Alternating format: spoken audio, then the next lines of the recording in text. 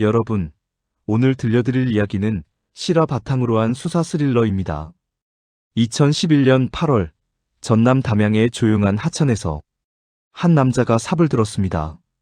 그리고 그가 파낸 것은 우리 모두가 믿고 있던 사랑이라는 이름의 가면이었습니다. 이 이야기를 끝까지 들으신 후 여러분은 아마도 이런 질문을 하시게 될 겁니다. 나는 정말 내 옆 사람을 알고 있는가? 자, 그럼 시작하겠습니다. 2011년 8월 4일 목요일. 그날은 비가 막 그친 오후였습니다. 전라남도 담양군 대전면. 장마가 끝나고 처음 맞는 맑은 날이었습니다.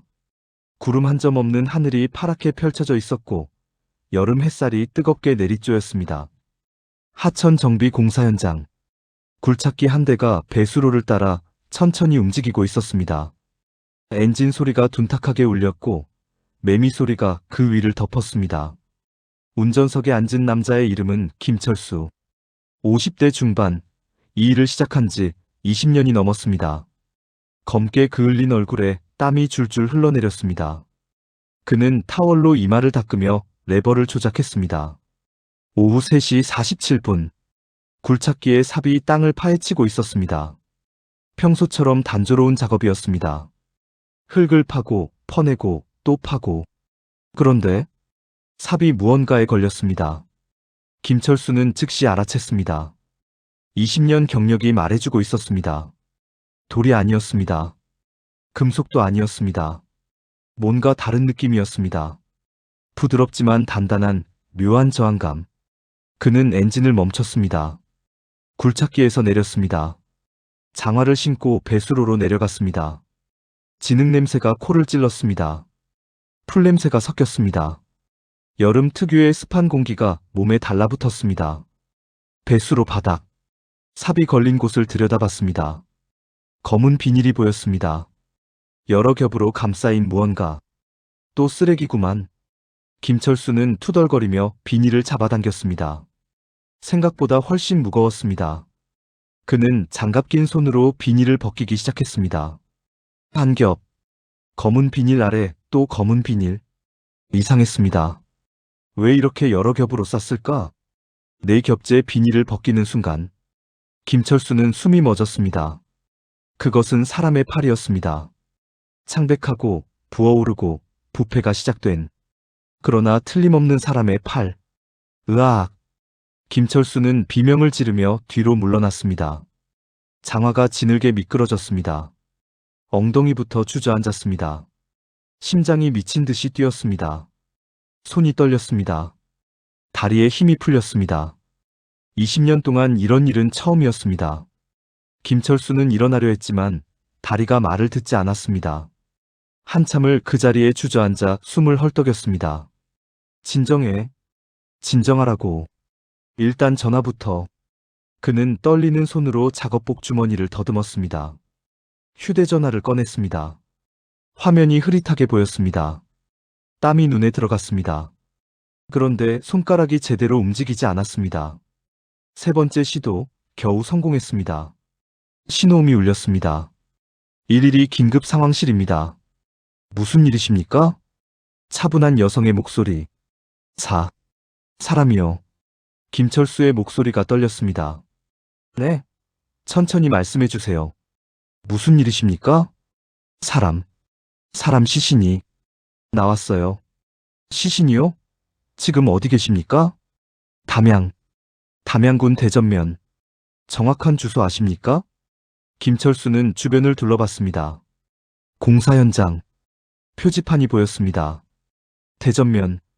평천리. 하천 공사장이요. 알겠습니다. 혹시 부상자가 있습니까? 아니요. 시신이요. 이미 죽은. 확인하셨습니까? 네. 봤어요. 사람 팔이. 김철수는 그만 목이 메었습니다.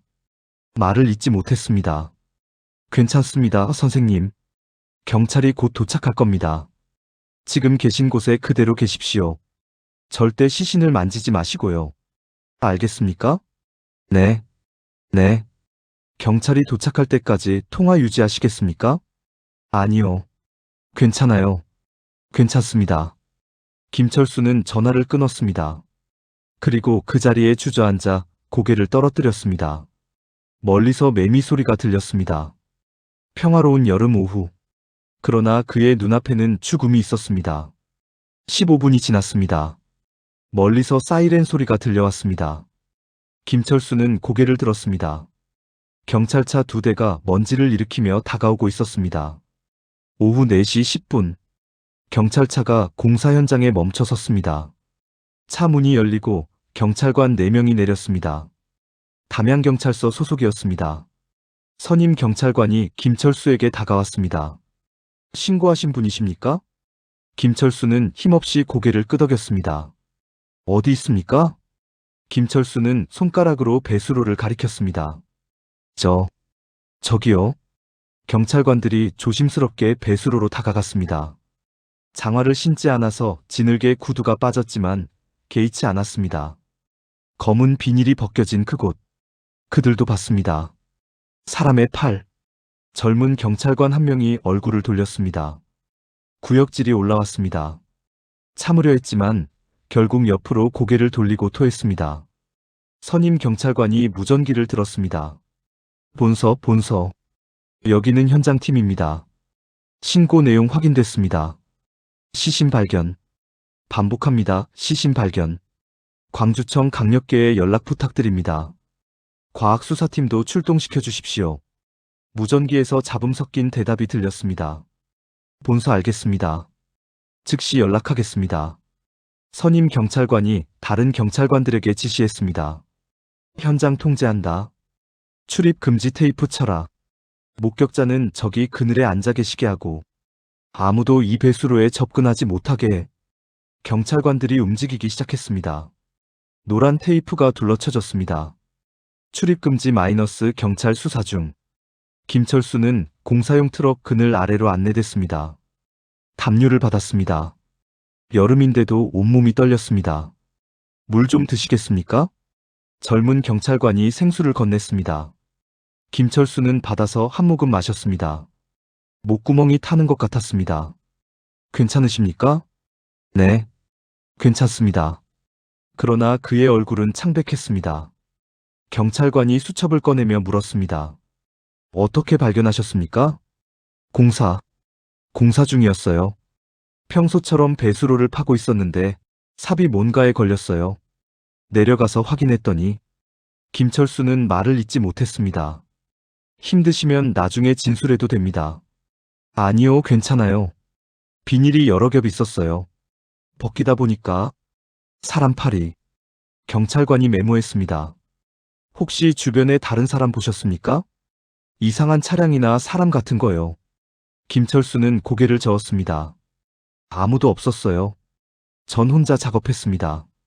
그때 또 사이렌 소리가 들렸습니다. 오후 5시. 광주지방경찰청에서 출발한 차량이 담양에 도착했습니다. 검은색 소나타. 운전석에서 한 남자가 내렸습니다. 강민석 형사. 44살. 강력계 소속. 경찰 경력 20년. 키는 175cm 정도. 다부진 체격. 짧게 자른 머리에 무표정한 얼굴. 그러나 그의 눈빛만은 날카로웠습니다. 20년간 수많은 사건 현장을 본 사람의 눈빛이었습니다. 조수석에서 후배 형사 이재훈이 내렸습니다. 32살, 경찰 경력 5년. 아직 젊고 혈기왕성한 얼굴이었습니다. 형님, 또 토막살인인가요? 이재훈이 물었습니다. 강민석은 대답하지 않았습니다. 그저 현장을 향해 걸어갔습니다. 담양경찰서 형사계장이 그들을 맞았습니다. 강 형사님 오셨습니까? 상황이 어떻습니까? 직접 보시는 게 빠를 것 같습니다. 세 사람은 배수로로 향했습니다. 과학수사팀이 이미 도착해 있었습니다. 흰 방진복을 입은 대원들이 조심스럽게 현장을 조사하고 있었습니다. 강민석은 노란 테이프를 넘어 안쪽으로 들어갔습니다. 그리고 배수로를 내려다봤습니다. 검은 비닐이 벗겨진 상태. 그 안에 무언가가 있었습니다. 과학수사팀원이 조심스럽게 나머지 비닐을 제거하고 있었습니다. 총 5겹의 비닐이 있었습니다. 그리고 마침내 시신이 드러났습니다. 강민석은 눈을 가늘게 떴습니다. 이거 이상한데? 시신은 토막 나 있었습니다. 그것 자체는 놀라운 일이 아니었습니다. 토막살인 사건은 종종 있었으니까요. 그런데 이 시신은 달랐습니다. 그런데 이 조각들이 가지런히 정렬돼 있었습니다. 마치 해부학 교과서의 사파처럼, 마치 누군가가 일부러 퍼즐을 맞춰놓은 것처럼. 머리는 위에, 몸통은 가운데, 팔은 몸통 양옆에, 다리는 아래에, 정확한 위치에. 강민석은 무릎을 굽혀 더 가까이서 관찰했습니다. 과학수사팀 박수진 팀장이 다가왔습니다. 37살 여성. 차갑고 정확한 판단으로 유명한 사람이었습니다. 강 형사님, 박 팀장님, 어떻게 보십니까? 박수진은 시신을 내려다보며 천천히 말했습니다. 보통 토막살인은 두 가지 경우가 있습니다. 하나는 분노범죄입니다. 충동적으로, 감정적으로 난도질하는 경우죠. 절단면이 거칠고 불규칙합니다. 몇십 군데씩 찍어내기도 합니다. 강민석이 고개를 끄덕였습니다. 다른 하나는요? 운반 목적입니다. 시신을 옮기기 위해 작게 자르는 경우죠. 주로 관절 부위를 노려서 자릅니다. 뼈를 자르는 것보다 쉬우니까요. 그런데 이건? 박수진은 잠시 침묵했습니다. 그리고 조심스럽게 말했습니다. 이건 둘 다 아닙니다. 무슨 뜻입니까? 절단면을 보세요. 박수진이 레이저 포인터를 꺼내 가리켰습니다. 매우 정교합니다. 관절 부위를 정확히 알고 잘랐어요. 목, 어깨, 팔꿈치, 손목, 골반, 무릎, 발목. 모두 관절에서 절단됐습니다. 뼈를 자른 흔적이 거의 없어요. 의학 지식이 있다는 뜻입니까? 꼭 그렇지는 않습니다. 정육점이나 수산시장에서 일해본 사람도 할 수 있습니다. 중요한 건 박수진은 시신 전체를 가리켰습니다. 이 배치입니다. 범인은 시신을 토막낸 후에 다시 이렇게 정리했습니다. 마치 사람 형태를 복원한 것처럼. 강민석은 잠시 생각에 잠겼습니다. 왜 그랬을까요? 두 가지 가능성이 있습니다. 하나는 범인의 강박입니다. 질서에 대한 강박, 정리에 대한 강박. 다른 하나는요? 마지막 양심일 수도 있습니다. 죽이긴 했지만 적어도 인간 형태로 묻어주고 싶었던 거죠. 강민석은 고개를 끄덕였습니다. 보관했다가 옮긴 건가요? 네. 사망 시점과 유기 시점에 시간 차이가 있을 겁니다. 절단면이 너무 깨끗해요. 야외에서 급하게 자른 게 아닙니다. 실내에서 도구를 갖추고 시간을 들여서 작업했습니다. 이재훈이 끼어들었습니다. 그럼 범행 장소와 유기 장소가 다르다는 말씀이시죠? 정확합니다. 박수진이 고개를 끄덕였습니다. 강민석은 일어서서 주변을 둘러봤습니다. 담양, 광주에서 1시간 거리, 한적한 시골 지역. 왜 하필 여기였을까요?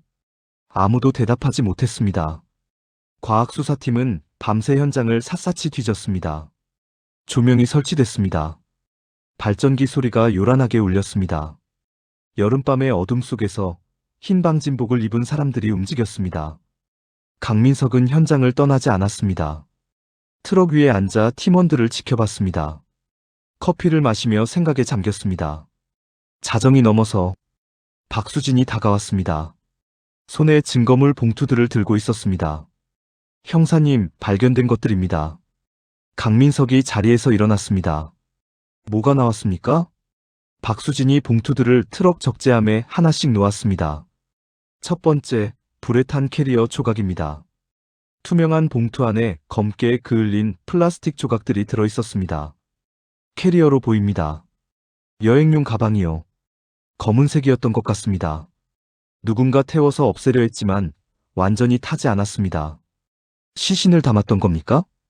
그럴 가능성이 높습니다. 두 번째는요?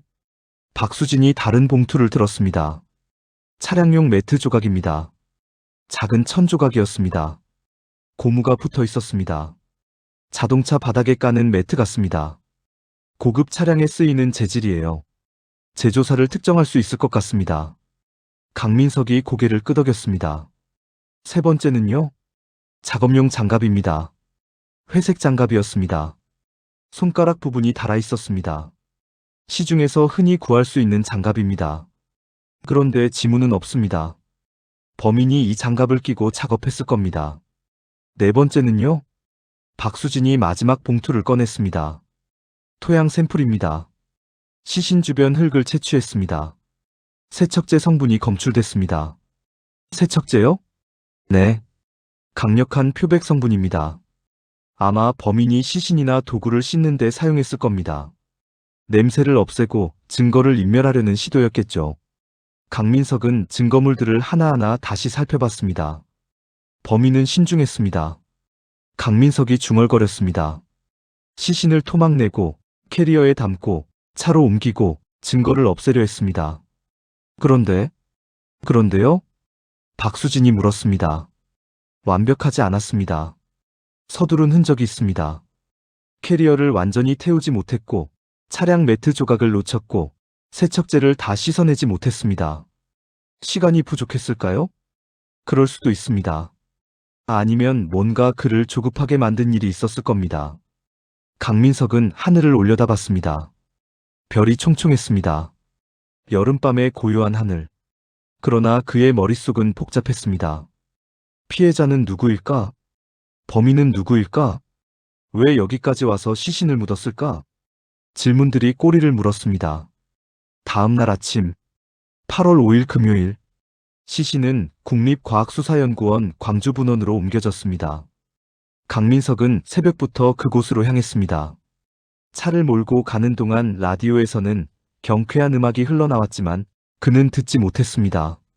머릿속이 사건으로 가득 차 있었습니다. 오전 9시 부검실 앞 강민석은 일회용 가운을 입고 마스크를 썼습니다. 유리창 너머로 부검실이 보였습니다. 차가운 금속 테이블, 강한 조명, 그 위에 하얀 천으로 덮인 시신. 부검에 김영철 박사가 들어왔습니다. 60대 초반, 이 일을 30년 넘게 해온 베테랑이었습니다. 강 형사 오셨습니까? 부탁드립니다, 박사님. 들어오시겠습니까? 아니요, 여기서 보겠습니다. 김영철 박사는 부검실로 들어갔습니다. 조수 2명이 함께 들어갔습니다. 부검이 시작됐습니다. 강민석은 유리창 너머로 지켜봤습니다. 커피를 마시며 메모할 준비를 했습니다. 시간이 천천히 흘렀습니다. 정오가 되었습니다. 부검실 문이 열렸습니다. 김영철 박사가 나왔습니다. 마스크를 벗으며 강민석에게 다가왔습니다. 형사님, 결과 나왔습니다. 말씀해 주십시오. 두 사람은 복도 끝 상담실로 이동했습니다. 창문이 있는 작은 방이었습니다. 햇살이 들어왔습니다. 김영철 박사가 서류를 펼쳤습니다. 먼저 사인부터 말씀드리겠습니다. 질식사입니다. 목을 졸랐습니까? 네. 끈 같은 것으로요. 목에 선명한 흔적이 남아 있습니다.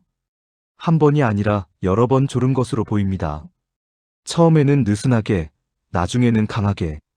강민석이 메모했습니다. 이건 무슨 의미입니까? 협박이었을 가능성이 있습니다. 처음에는 겁을 주려고 느슨하게 조르고 피해자가 저항하자 본격적으로 조른 거죠. 피해자가 저항했습니까? 네. 격렬하게요. 김영철 박사가 다른 페이지를 넘겼습니다. 두피 아래 광범위한 출혈이 있습니다. 머리를 심하게 부딪혔거나 누군가가 머리채를 잡아당긴 흔적입니다. 다른 부상은요? 손톱 밑에서 피부 조직이 발견됐습니다. 강민석이 고개를 들었습니다. 범인을 핥힌 겁니까? 그렇습니다.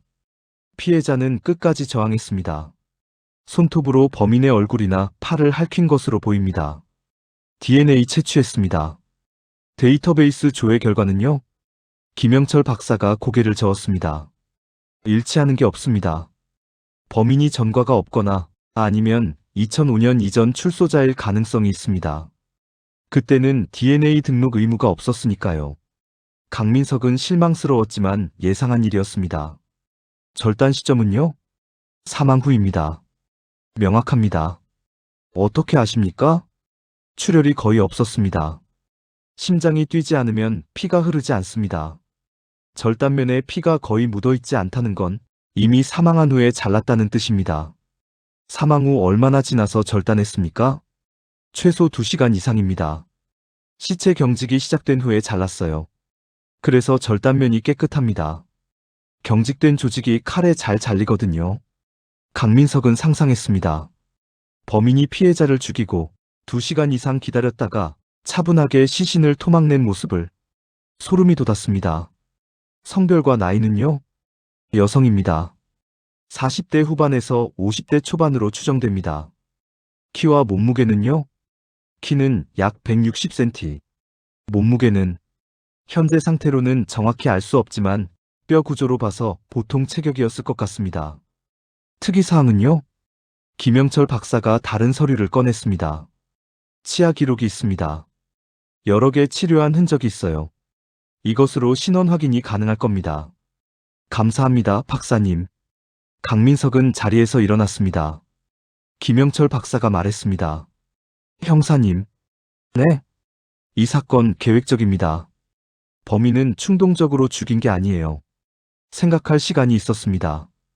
그리고 그 시간 동안 시신을 처리할 방법을 고민했습니다. 신중하고 치밀한 사람입니다. 알겠습니다. 강민석은 부검실을 나왔습니다. 8월 6일 토요일, 경찰은 전국 실종자 명단을 뒤지기 시작했습니다. 최근 한 달간 신고된 실종 여성, 40대 후반에서 50대 초반, 컴퓨터 화면에 명단이 떴습니다. 총 12명. 강민석은 하나씩 확인했습니다. 키, 몸무게, 신고 일자, 실종 지역. 그러나 명확하게 일치하는 사람은 없었습니다. 치아 기록으로 가야겠어. 그는 치과협회에 협조를 요청했습니다. 실종자들의 치과 기록을 모두 확보했습니다.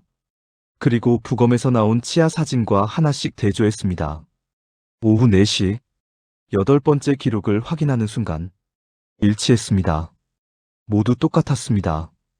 강민석은 화면을 확대했습니다. 이름 서윤정, 생년월일 1963년 4월 12일 48세, 주소 서울시 강동구 아파트, 직업 무역업, 신고일 2011년 7월 6일, 신고자 동생 서윤호. 강민석은 프린터로 출력했습니다. 종이가 천천히 나왔습니다. 그는 사진을 들고 한참 바라봤습니다. 환하게 웃고 있는 여성, 등산복을 입은 모습, 건강해 보이는 얼굴, 서윤정. 이제 그녀는 더 이상 신원미상의 시신이 아니었습니다. 그녀는 이름이 있었습니다. 가족이 있었습니다. 삶이 있었습니다. 강민석은 전화를 들었습니다. 담양경찰서에 연락했습니다. 신원 확인됐습니다. 서윤정, 48세, 서울 강동구 거주. 가족분들에게 연락 부탁드립니다. 8월 7일 일요일 오전, 담양경찰서 상담실. 강민석은 문을 열고 들어갔습니다. 안에는 두 사람이 앉아 있었습니다. 한 분은 70대로 보이는 나이든 여성. 머리가 희끗희끗했습니다. 검은색 한복을 입고 있었습니다. 얼굴은 창백했고 눈은 텅 비어 있었습니다.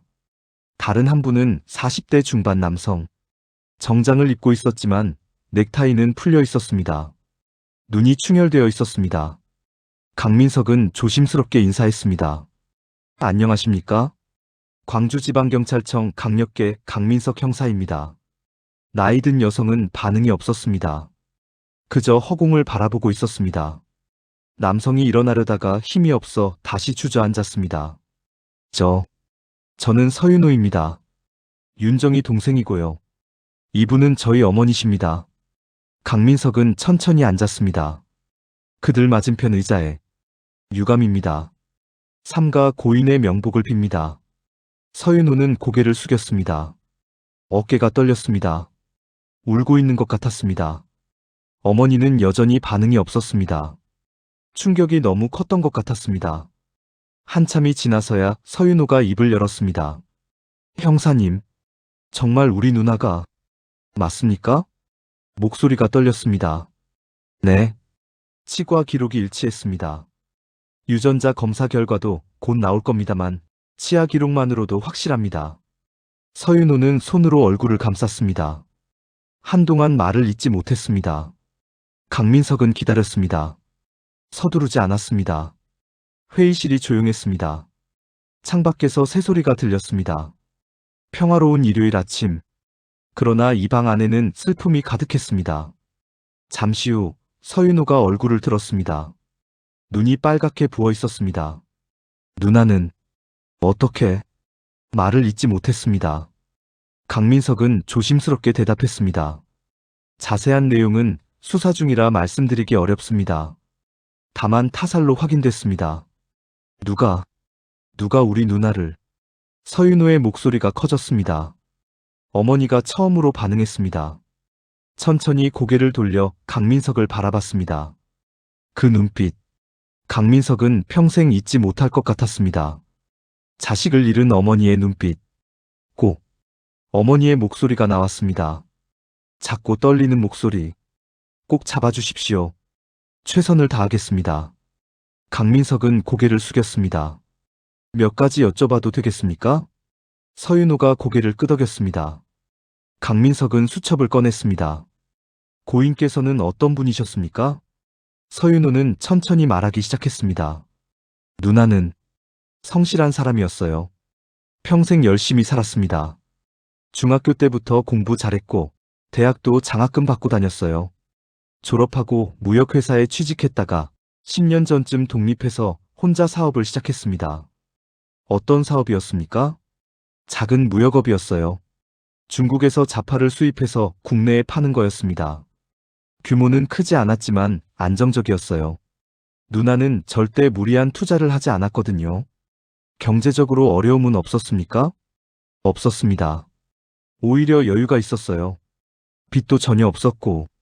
강민석이 메모했습니다. 결혼은 하셨습니까? 아니요. 독신이었습니다. 이유가 있었습니까? 서윤호는 잠시 생각했습니다. 누나는 혼자 사는 걸 좋아했어요. 물론 외로울 때도 있었겠지만 결혼해서 누군가에게 맞추며 사는 것보다는 혼자 자유롭게 사는 게 낫다고 했습니다. 친구나 연인은 있었습니까? 친구들은 있었습니다. 주로 등산 동호회 사람들이었어요. 누나가 등산을 좋아했거든요. 매주 산에 갔어요. 연인은요? 서윤호는 잠시 망설였습니다. 잘 모르겠습니다. 누나가 저한테 연애 얘기는 잘 안 했어요. 그런데요? 최근에 전화통화가 많았다고는 들었습니다. 강민석의 눈빛이 날카로워졌습니다. 누구와요? 그건 모르겠어요. 누나가 말을 안 했으니까. 그런데 어머니께서 말씀하시길 한 달 전쯤부터 자주 전화하고 웃으면서 통화하는 모습을 봤다고 하셨어요. 강민석은 밑줄을 그으며 메모했습니다. 한 달 전부터 전화통화 잦음. 웃으며 통화. 연인 가능성? 강민석은 계속 질문했습니다. 실종 당시 상황을 자세히 말씀해 주시겠습니까? 서윤호는 손으로 이마를 짚으며 기억을 떠올렸습니다. 한 달 전이었습니다. 7월 4일이었어요. 월요일이었죠. 그날 아침에 누나한테 전화를 했어요. 주말에 어머니 댁에 같이 가자고요. 그런데 전화를 안 받더라고요. 그래서요? 처음엔 바빠서 그런가 했습니다. 누나가 일할 땐 전화를 잘 안 받거든요. 그래서 저녁에 다시 전화했는데 또 안 받았어요. 문자를 보냈는데 답도 없었어요. 그 다음은요? 다음 날 화요일 아침에도 전화했습니다. 또 안 받았어요. 이상했습니다. 이틀 동안 연락이 안 되는 건 처음이었거든요. 서윤호의 목소리가 떨렸습니다. 그래서 회사를 반차내고 누나 집에 갔습니다. 오후 2시쯤이었을 거예요. 초인종을 눌렀는데 응답이 없었어요. 문을 두드렸는데도 아무 소리가 없었어요. 그래서 어떻게 하셨습니까? 관리사무소에 내려가서 사정을 설명했습니다. 혹시 안에서 쓰러진 게 아닌가 걱정된다고. 관리소장님이 예비 열쇠를 가지고 같이 올라왔습니다. 문을 열었을 때 집 안은 어땠습니까? 서윤호는 눈을 감았습니다. 그 순간을 떠올리는 것 같았습니다. 너무 평온했습니다. 평온했다고요? 네. 아무것도 이상한 게 없었어요. 거실은 깨끗하게 정리돼 있었고, 침실도 정돈돼 있었고, 부엌 설거지도 돼 있었고, 마치 잠깐 나간 것 같았어요. 지갑이나 핸드폰은요? 다 있었어요. 지갑은 책상 위에 놓여 있었고, 핸드폰은 침대 위에 있었어요. 충전기에 꽂혀 있었습니다. 강민석은 이마를 찌푸렸습니다. 핸드폰과 지갑을 두고 나갔다는 말씀이십니까? 그렇습니다. 그럼 뭘 들고 나갔습니까? 그게 잘 모르겠어요. 옷도 옷장에 그대로 있었고, 신발도 현관에 있었고, 가방도 보였고, 차는요? 차가 없었습니다. 차를 타고 나갔군요. 네, 그런 것 같습니다. 강민석은 메모했습니다. 그래서 실종 신고를 하셨습니까? 네, 그날 바로 했습니다. 강동경찰서예요. 경찰에서 뭐라고 했습니까? 성인이고 특별한 사건 사고가 없으면 48시간은 기다려봐야 한다고 했습니다. 그래서 기다렸는데 서윤호는 말을 잇지 못했습니다. 그 후 어떻게 되셨습니까? 일주일을 기다렸습니다. 그래도 연락이 없었어요. 경찰에서도 수소문했지만 아무 소식이 없었습니다. 그러다가 어제 서윤호의 목소리가 끊어졌습니다. 어제 전화를 받았습니다. 담양경찰서에서요. 시신이 발견됐는데 누나일 가능성이 있다고.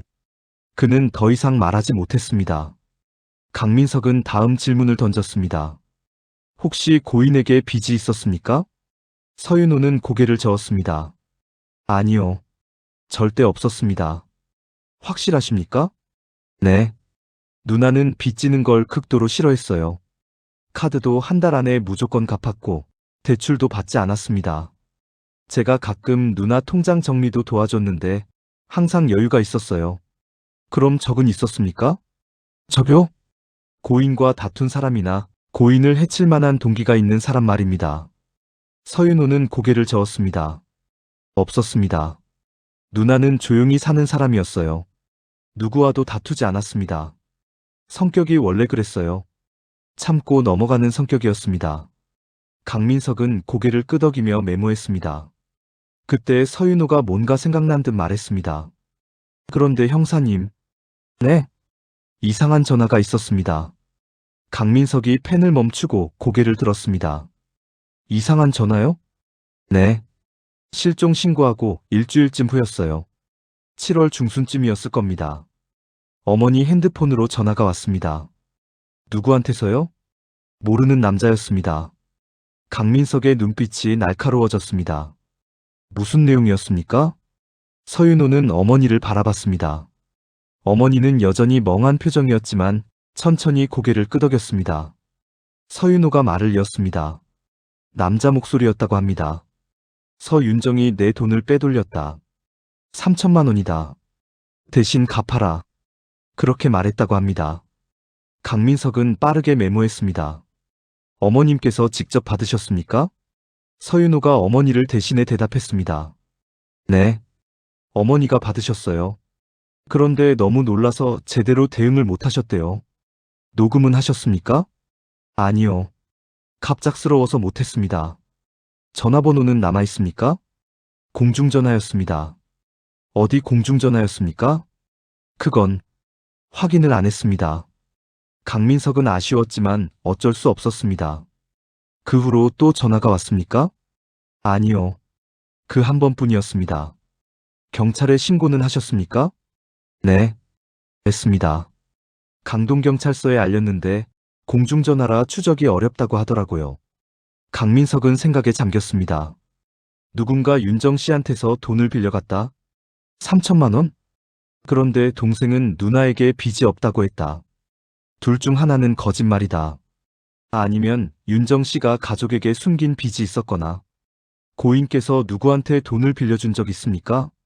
글쎄요. 저한테는 없었는데 다른 사람한테는요? 잘 모르겠습니다.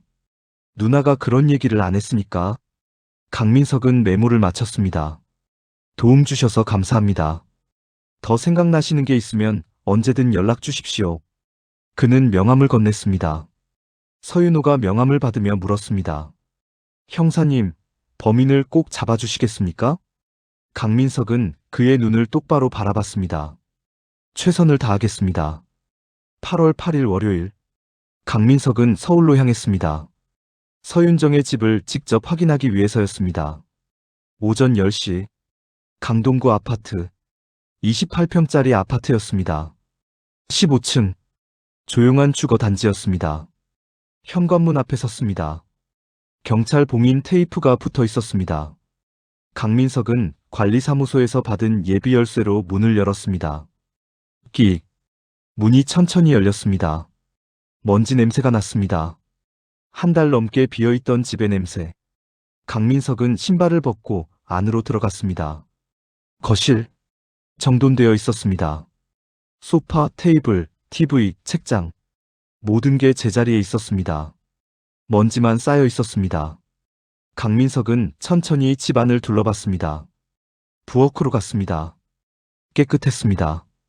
설거지가 되어 있었습니다. 식탁 위에는 아무것도 없었습니다. 쓰레기통도 비어 있었습니다. 나가기 전에 정리를 했어. 급하게 나간 게 아니야. 침실로 갔습니다. 침대는 정리되어 있었습니다. 이불이 개켜져 있었습니다. 옷장을 열었습니다. 옷들이 가지런히 걸려 있었습니다. 여름옷, 봄옷, 겨울옷. 정리정돈을 잘하는 사람의 옷장이었습니다. 책상으로 갔습니다. 책상 위에 지갑이 놓여 있었습니다. 강민석은 장갑을 끼고 지갑을 열었습니다. 모든 게 그대로 있었습니다. 지갑을 두고 나갔어. 그럼 돈이 필요 없는 곳에 간 건가? 아니면 누군가 데리러 와서 같이 간 건가? 강민석은 서랍을 열기 시작했습니다. 서류들이 있었습니다. 통장, 보험증서, 계약서들. 통장을 펼쳤습니다. 마지막 거래 내역을 확인했습니다. 7월 초에 현금을 많이 뽑았어. 왜지? 강민석은 통장을 가방에 넣었습니다. 나중에 자세히 분석하기 위해서였습니다. 계속 집안을 수색했습니다. 책장을 살폈습니다. 책들이 꽂혀 있었습니다. 소설, 에세이, 자기계발서. 독서를 좋아하는 사람 같았습니다. TV 옆 선반을 봤습니다. 사진 액자들이 놓여 있었습니다. 가족 사진. 젊은 시절의 윤정과 동생. 어머니와 함께 찍은 사진. 등산복을 입고 산 정상에서 찍은 사진. 강민석은 등산 사진을 유심히 봤습니다. 윤정이 환하게 웃고 있었습니다. 옆에 다른 사람들도 보였습니다. 동호회 사람들인 것 같았습니다. 동호회. 강민석은 다시 책상으로 갔습니다. 노트북이 있었습니다. 전원을 켰습니다. 비밀번호가 걸려 있었습니다. 이건 나중에 전문가한테 맡겨야겠어. 그는 노트북도 가방에 넣었습니다. 침대로 갔습니다. 침대 위에 핸드폰이 놓여 있었습니다. 충전기에 꽂혀 있었습니다. 스마트폰이었습니다. 전원을 켰습니다. 배터리가 방전돼 있었습니다. 충전이 필요했습니다. 강민석은 핸드폰과 충전기도 챙겼습니다. 침대 밑을 들여다봤습니다. 먼지만 쌓여 있었습니다. 그런데 소파 밑을 봤을 때 무언가 있었습니다. 소파 밑 깊숙한 곳, 먼지 속에 묻혀있는 무언가. 강민석은 무릎을 꿇고 손을 뻗었습니다. 손가락 끝에 닿았습니다. 꺼냈습니다. 핸드폰이었습니다. 구형 폴더폰. 검은색. 5년 전쯤 나온 모델 같았습니다. 왜 여기 있지? 강민석은 핸드폰을 털었습니다. 먼지가 날렸습니다. 전원 버튼을 눌렀습니다. 화면에 불이 들어오지 않았습니다. 배터리가 방전된 것 같았습니다. 충전기를 찾아야 해. 강민석은 다시 서랍을 뒤졌습니다. 여러 충전기들이 엉켜 있었습니다. 하나씩 꺼내 확인했습니다. 구형 폴더폰용이었습니다. 핸드폰을 연결했습니다. 충전이 시작됐습니다. 강민석은 기다렸습니다. 5분이 지났습니다. 띠링. 메인 화면이 떴습니다. 강민석은 메뉴 버튼을 눌렀습니다. 통화 기록으로 들어갔습니다. 화면에 번호들이 나타났습니다. 그런데 한 번호가 계속 반복됐습니다. 스크롤을 내려도 계속 10-XXX-7729. 강민석은 심장이 빨리 뛰는 것을 느꼈습니다. 통화 목록을 자세히 확인했습니다. 그리고 7월 4일 이후로는 기록이 없었습니다. 강민석은 한 달치 통화 기록을 쭉 확인했습니다. 총 87통. 압도적으로 많은 것은 7729번 번호였습니다. 강민석은 핸드폰을 들고 한참 생각했습니다. 이 번호의 주인이 누구지? 왜 이렇게 자주 통화했지? 그리고 왜 이 핸드폰은 소파 밑에 숨겨져 있었지? 그는 자신의 핸드폰을 꺼내 그 번호를 입력했습니다. 10-XXX-7729. 통화 버튼을 누르려다가 멈췄습니다. 아니야. 지금 전화하면 안 돼. 상대방에게 경각심을 줄 수 있어. 일단 이 번호를 조사부터 하자. 강민석은 구형 핸드폰과 충전기를 챙겼습니다. 그리고 집을 나왔습니다. 문을 잠그고 다시 봉인 테이프를 붙였습니다. 엘리베이터를 타고 내려가면서 그는 생각했습니다. 이 번호가 열쇠야. 이 번호의 주인이 윤정 씨와 어떤 관계였는지 알아내면 범인을 찾을 수 있어. 그날 오후, 강민석은 광주로 돌아왔습니다. 곧바로 통신수사팀을 찾아갔습니다. 10-XXX-7729. 이 번호 조회 부탁드립니다.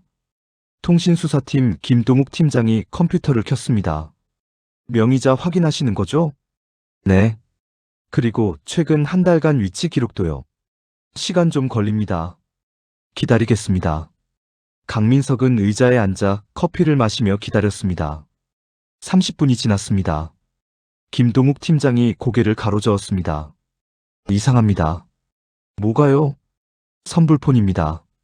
강민석은 자리에서 일어나 화면을 봤습니다. 선불폰이라는 건 신원 확인 없이 구매한 전화입니다.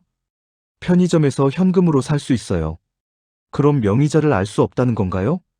개통할 때 입력한 명의는 있습니다. 그런데 김동욱이 화면을 가리켰습니다. 명의자가 다른 사람입니다. 무슨 뜻입니까? 이 번호는 김영수라는 사람 명의로 되어 있습니다. 그런데 이 사람은 75세 노인이고 작년에 사망했습니다. 도용이군요. 그렇습니다. 강민석은 턱을 쓸었습니다. 위치 기록은요? 있습니다. 기지국 기록은 남으니까요. 김동욱이 다른 화면을 열었습니다. 지도가 나타났습니다. 서울 지도. 빨간 점들이 여기저기 찍혀 있었습니다. 7월 한 달간 위치 기록입니다. 점들은 패턴이 없었습니다.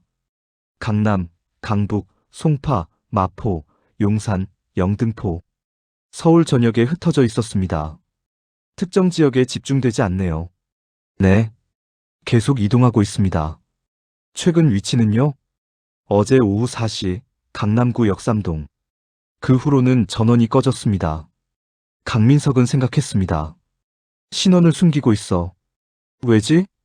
이 번호, 계속 모니터링 부탁드립니다. 전원 켜지면 즉시 연락주세요.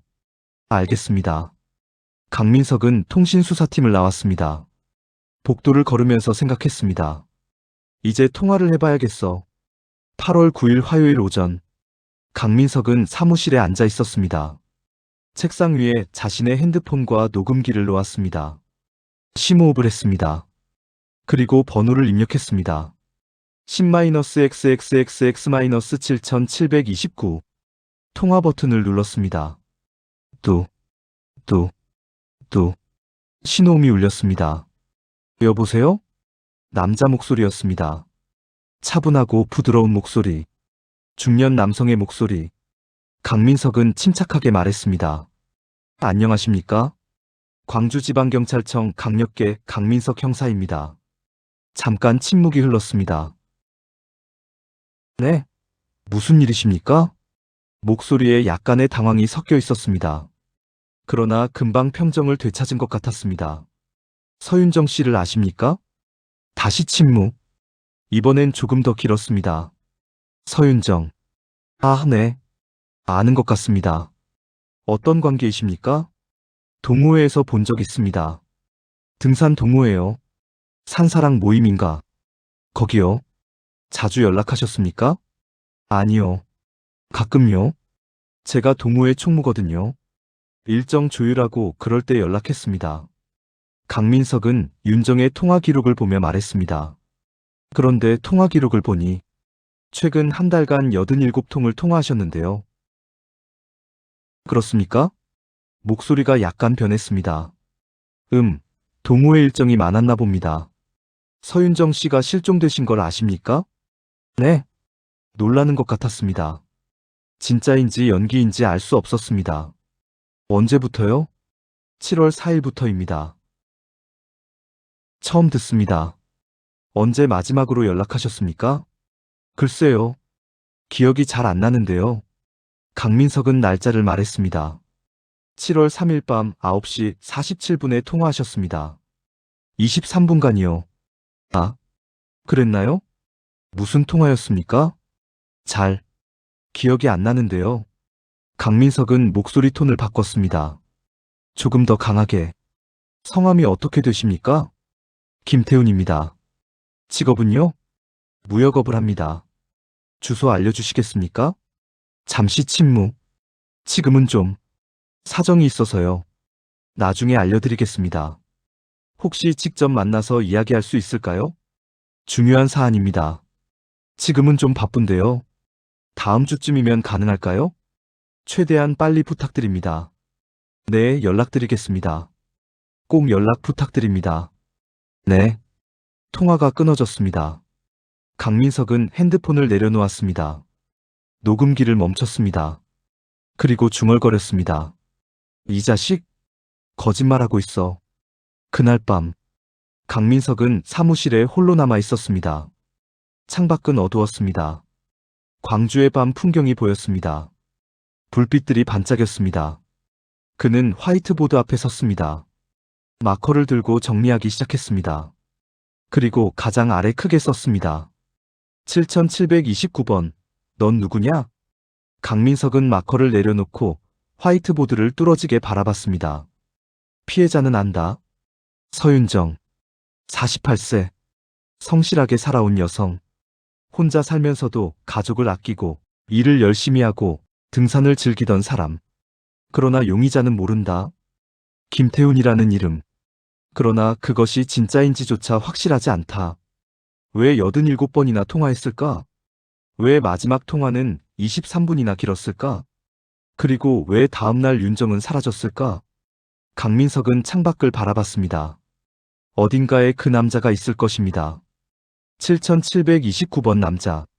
김태훈, 혹은 다른 이름을 가진 남자. 그는 지금 무엇을 하고 있을까? 두려워하고 있을까? 아니면 안심하고 있을까? 강민석은 주먹을 쥐었습니다. 윤정 씨. 그는 조용히 말했습니다. 제가 꼭 찾아내겠습니다. 당신을 이렇게 만든 그 사람을. 반드시요. 그리고 그는 다시 책상으로 돌아갔습니다. 자료들을 펼쳤습니다. 통화 기록, 부검 보고서, 현장 사진, 증거물 목록. 밤은 깊어갔습니다. 그러나 강민석은 잠들지 않았습니다. 커피를 마시며 자료를 뒤지고 또 뒤졌습니다. 어딘가에 단서가 있을 것입니다. 그가 놓친 무언가. 그 남자의 정체를 밝혀줄 무언가. 2011년 8월 9일 화요일. 사건이 발생한 지 닷새째 되는 날이었습니다. 아침 9시가 조금 안 된 시각, 광주지방경찰청 3층 회의실에는 사람들이 하나둘 모여들기 시작했습니다. 강민석 형사가 가장 먼저 도착했습니다. 44살 경찰이 된 지 20회가 넘었습니다. 그러나 이번 사건만큼 그를 괴롭힌 적은 없었습니다. 어젯밤에도 새벽 3시까지 자료를 뒤졌습니다. 집에 들어가 잠깐 눈을 붙이고 샤워도 제대로 못한 채 다시 나왔습니다. 거울을 보니 눈밑이 시커멓게 그늘져 있었습니다. 이틀째 면도를 하지 못해 턱에 수염이 까슬까슬했습니다. 회의실 문을 열고 들어서자 커피 냄새가 코를 찔렀습니다. 창문은 닫혀 있었고 형광등 불빛이 차갑게 방 안을 비추고 있었습니다. 강민석은 화이트보드 앞으로 걸어갔습니다. 검은색 마커를 들고 천천히 글씨를 쓰기 시작했습니다. 피해자 서윤정 48세 여성. 손글씨가 조금 떨렸습니다. 사흘 동안 제대로 잠을 못 잔 탓이었습니다. 실종일 2011년 7월 4일. 발견일 2011년 8월 4일. 문이 열리는 소리가 들렸습니다. 후배 형사 이재훈이 들어왔습니다. 32살 강민석보다 12살 어립니다. 그의 손에도 커피가 들려 있었습니다. 형님 안 주무셨어요? 조금 잤어. 강민석은 대답하며 계속 화이트보드에 글을 썼습니다. 사망 원인 질식사 끈을 이용한 목졸림. 곧이어 다른 팀원들이 들어왔습니다. 김상호 형사, 39살.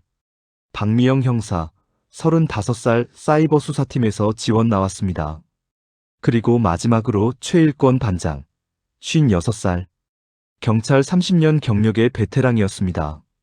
모두 비슷한 얼굴을 하고 있었습니다. 피곤하고 긴장되고 그러면서도 무언가 결의에 찬 표정. 자, 모두 모였습니다. 강민석이 마커를 내려놓으며 말했습니다. 회의실이 조용해졌습니다. 지금부터 하는 말 집중해서 들어주십시오. 우리가 지금까지 알아낸 것들을 정리하겠습니다. 그는 화이트보드를 가리켰습니다.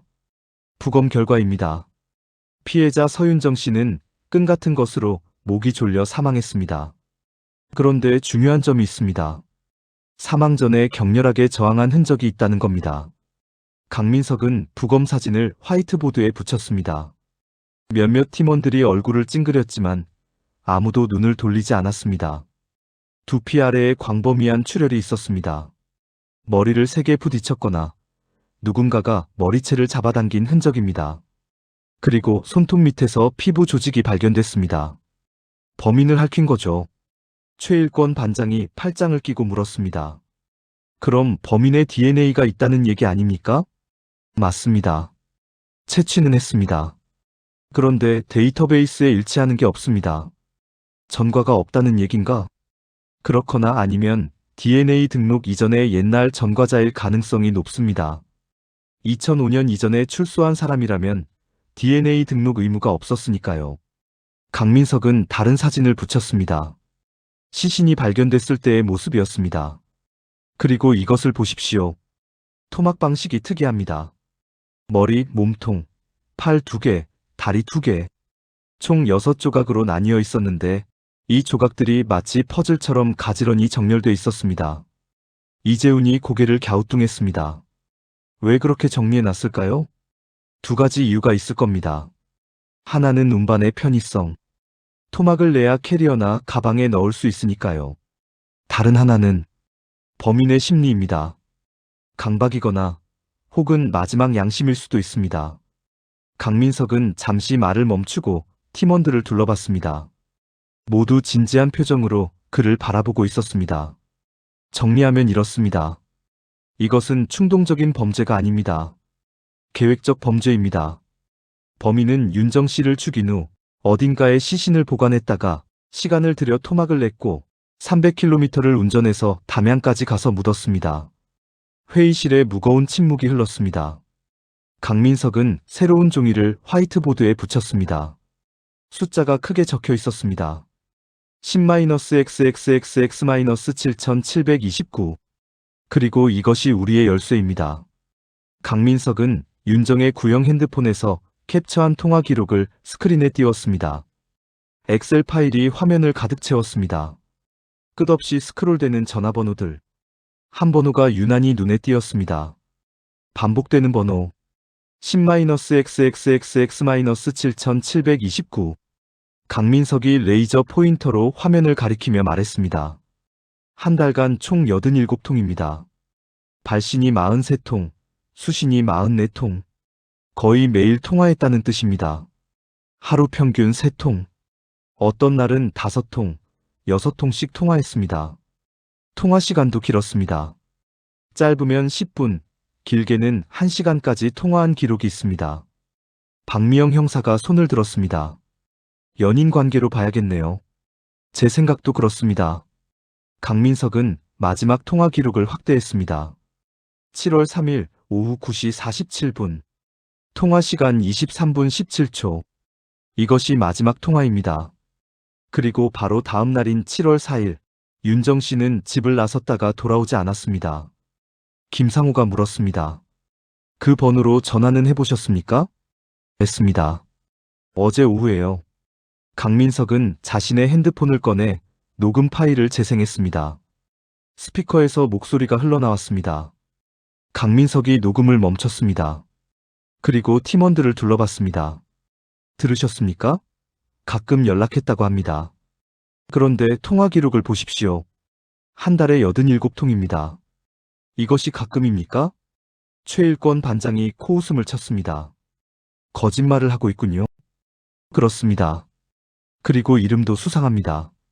김태훈이라고 했는데요. 전국에 김태훈이라는 이름을 가진 사람이 3,247명입니다.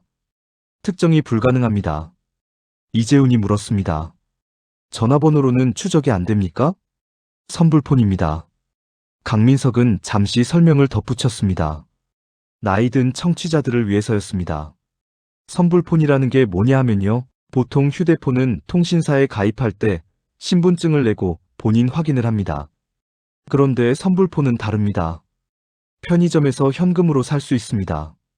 신분증이 필요 없어요. 그래서 범죄자들이 자주 사용합니다. 신원을 숨길 수 있으니까요. 박미영이 고개를 끄덕이며 물었습니다. 그럼 완전히 추적이 불가능하다는 건가요? 아닙니다. 방법은 있습니다. 기지국 기록이라는 게 남거든요. 강민석은 다시 설명했습니다. 기지국이라는 건 휴대폰 신호를 받는 안테나입니다. 우리가 전화를 하면 그 신호가 가장 가까운 기지국을 통해 전송됩니다. 그래서 기지국 기록을 보면 이 전화가 어느 지역에서 걸려왔는지 알 수 있습니다. 정확한 주소까지는 알 수 없지만 대략적인 위치는 파악할 수 있죠. 통신수사팀에 요청하셨습니까? 네. 지금 분석 중입니다. 곧 결과가 나올 겁니다. 마치 기다렸다는 듯이 회의실 문이 열렸습니다. 통신수사팀 김동욱 팀장이 노트북을 들고 들어왔습니다. 강 형사님 나왔습니다. 김동욱 팀장이 노트북을 프로젝터에 연결했습니다. 스크린에 서울 지도가 떴습니다. 그리고 그 위에 수십 개의 빨간 점들이 여기저기 흩어져 찍혀 있었습니다. 이것이 7월 한 달간 그 번호가 사용된 위치들입니다. 강민석은 지도를 자세히 들여다봤습니다.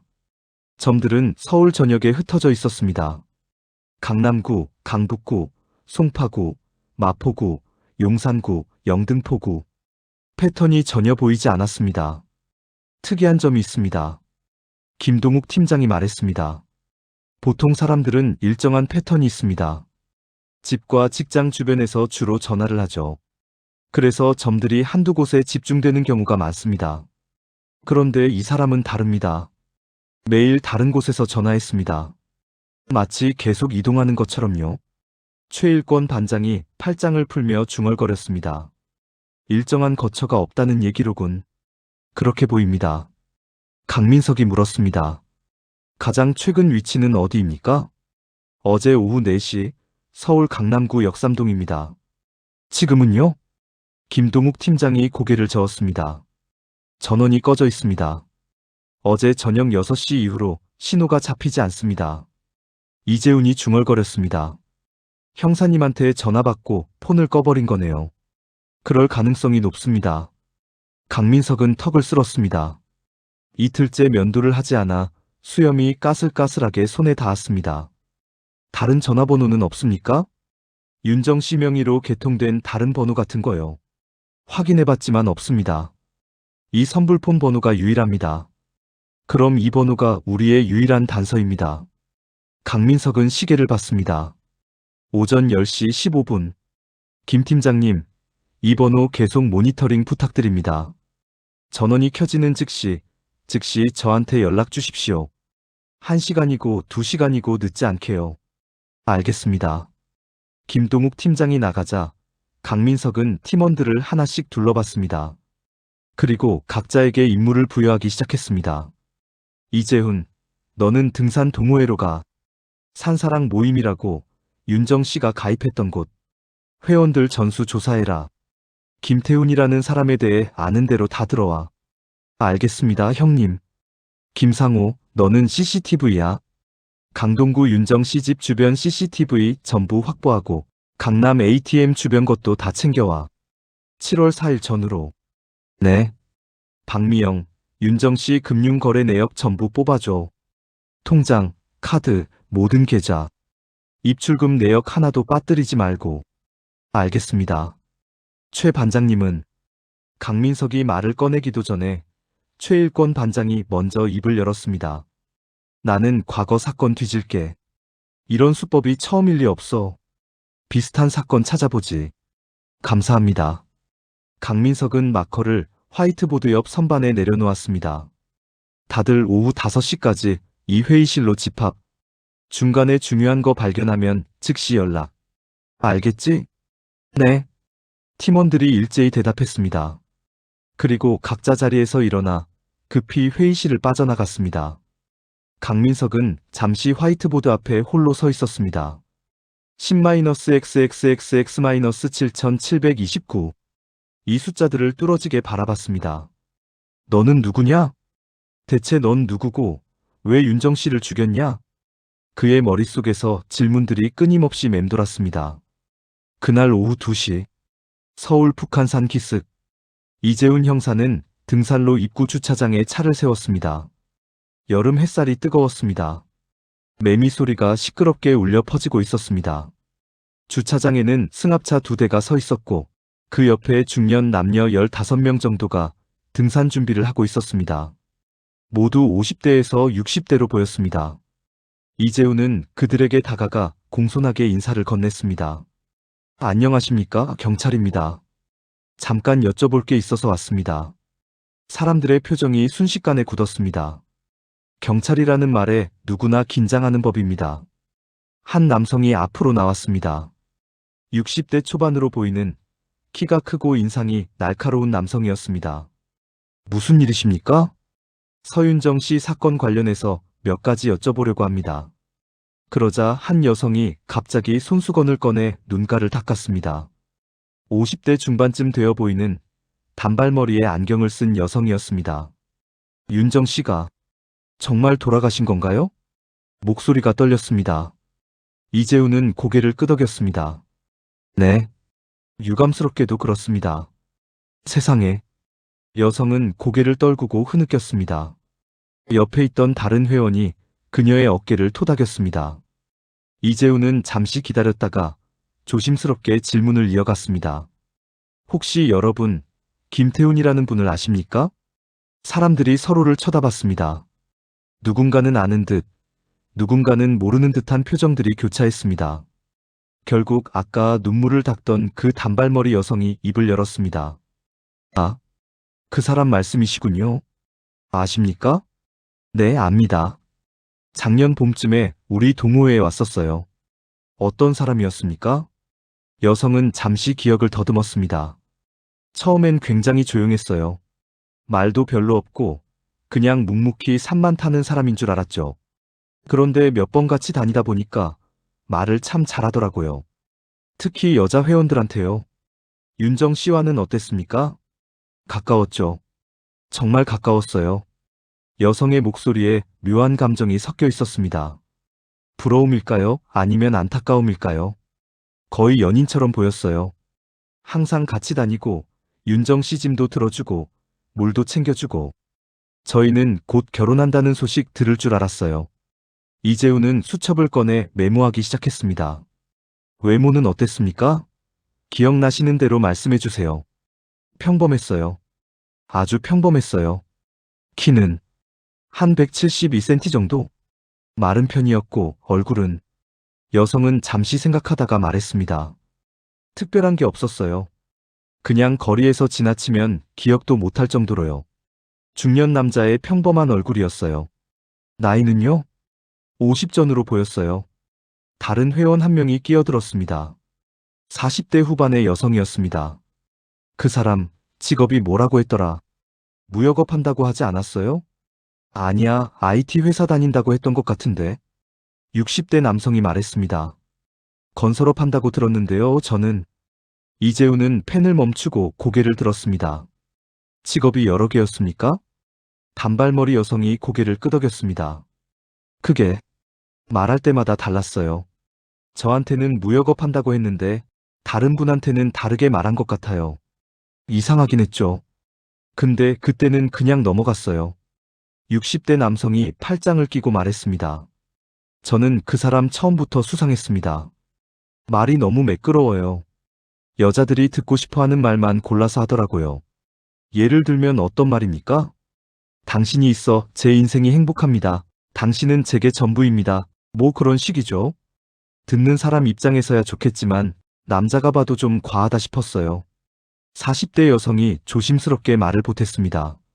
맞아요. 저한테도 그랬거든요. 처음 만났을 때 오늘 참 아름다워 보이십니다 이러면서 처음엔 좋았는데 나중엔 좀 부담스러웠어요. 이재훈이 물었습니다. 그 사람이 언제부터 안 나왔습니까? 한두 달 전쯤이요. 6월부터인가. 윤정 씨도 그때부터 안 나오셨습니까? 네. 같이 안 나왔어요. 저희는 둘이 사귀느라 바쁜가 보다 했죠. 이재훈은 가방에서 사진 한 장을 꺼냈습니다. ATM CCTV에서 캡처한 남자의 얼굴 사진이었습니다. 이 사람이 김태훈입니까? 사람들이 사진을 들여다봤습니다. 그리고 하나둘 고개를 끄덕이기 시작했습니다. 맞아요. 이 사람이에요. 단발머리 여성이 확신에 찬 목소리로 말했습니다. 나이가 좀 들었지만 확실해요. 저 눈매가 특징이거든요. 웃을 때 눈이 초승달처럼 되는데 이게 이 사람 특징이에요. 확실하십니까? 네. 100% 확실합니다. 이재훈은 사진을 도로 가방에 넣었습니다. 연락처 아시는 분 계십니까? 사람들이 서로를 쳐다보더니 고개를 저었습니다. 전화번호는 몰라요. 집 주소는요? 그것도 모릅니다. 한 번도 말한 적이 없어요. 가족관계는 어떻다고 했습니까? 독신이라고 했어요. 이혼했다고. 이재훈은 마지막 질문을 던졌습니다. 이것이 가장 중요한 질문이었습니다. 혹시 그 사람이 돈 얘기를 꺼낸 적 있습니까? 잠깐 침묵이 흘렀습니다. 사람들이 서로 눈치를 보는 것 같았습니다. 그때 한 여성이 조심스럽게 손을 들었습니다. 50대 초반으로 보이는 파마 머리에 화장을 진하게 한 여성이었습니다. 저한테는 있었어요. 말씀해 주시겠습니까? 여성은 주변을 둘러보다가 작은 목소리로 말했습니다. 작년 가을이었어요. 그 사람이 저한테 개인적으로 연락을 했어요. 카카오톡으로요. 사업 자금이 필요한데 잠깐만 빌려달라고 했어요. 이자 쳐서 꼭 갚겠다고. 얼마를 빌려달라고 했습니까? 500만 원이요. 빌려주셨습니까? 여성은 고개를 저었습니다. 아니요. 남편한테 얘기했더니 화를 내면서 잘 모르는 사람한테 돈 빌려주지 말라고 하더라고요. 그 후에는요? 그 사람이 저한테 갑자기 차갑게 대하더니 얼마 후에 동호회에 안 나왔어요. 그러다가 몇 달 뒤에 다시 나타났는데 이번엔 윤정 씨 옆에 딱 붙어 있더라고요. 이재훈은 모든 것을 꼼꼼하게 메모했습니다. 이 자식, 동호회를 사냥터로 쓴 거야. 여자들 물색하고 접근하고 돈 뜯어내려고. 도움 주셔서 감사합니다. 혹시 생각나시는 거 더 있으시면 연락 주십시오. 이재훈은 명함을 나눠주고 주차장을 나왔습니다. 같은 시각, 오후 2시 반. 서울 강동구 윤정의 아파트. 김상호 형사는 아파트 관리사무소에 앉아 있었습니다. 관리소장이 모니터 앞에서 마우스를 클릭하고 있었습니다. 7월 4일 영상 찾으시는 거죠? 네. 아침부터 저녁까지 전부요. 시간 좀 걸립니다. 한 달치 영상이라. 괜찮습니다.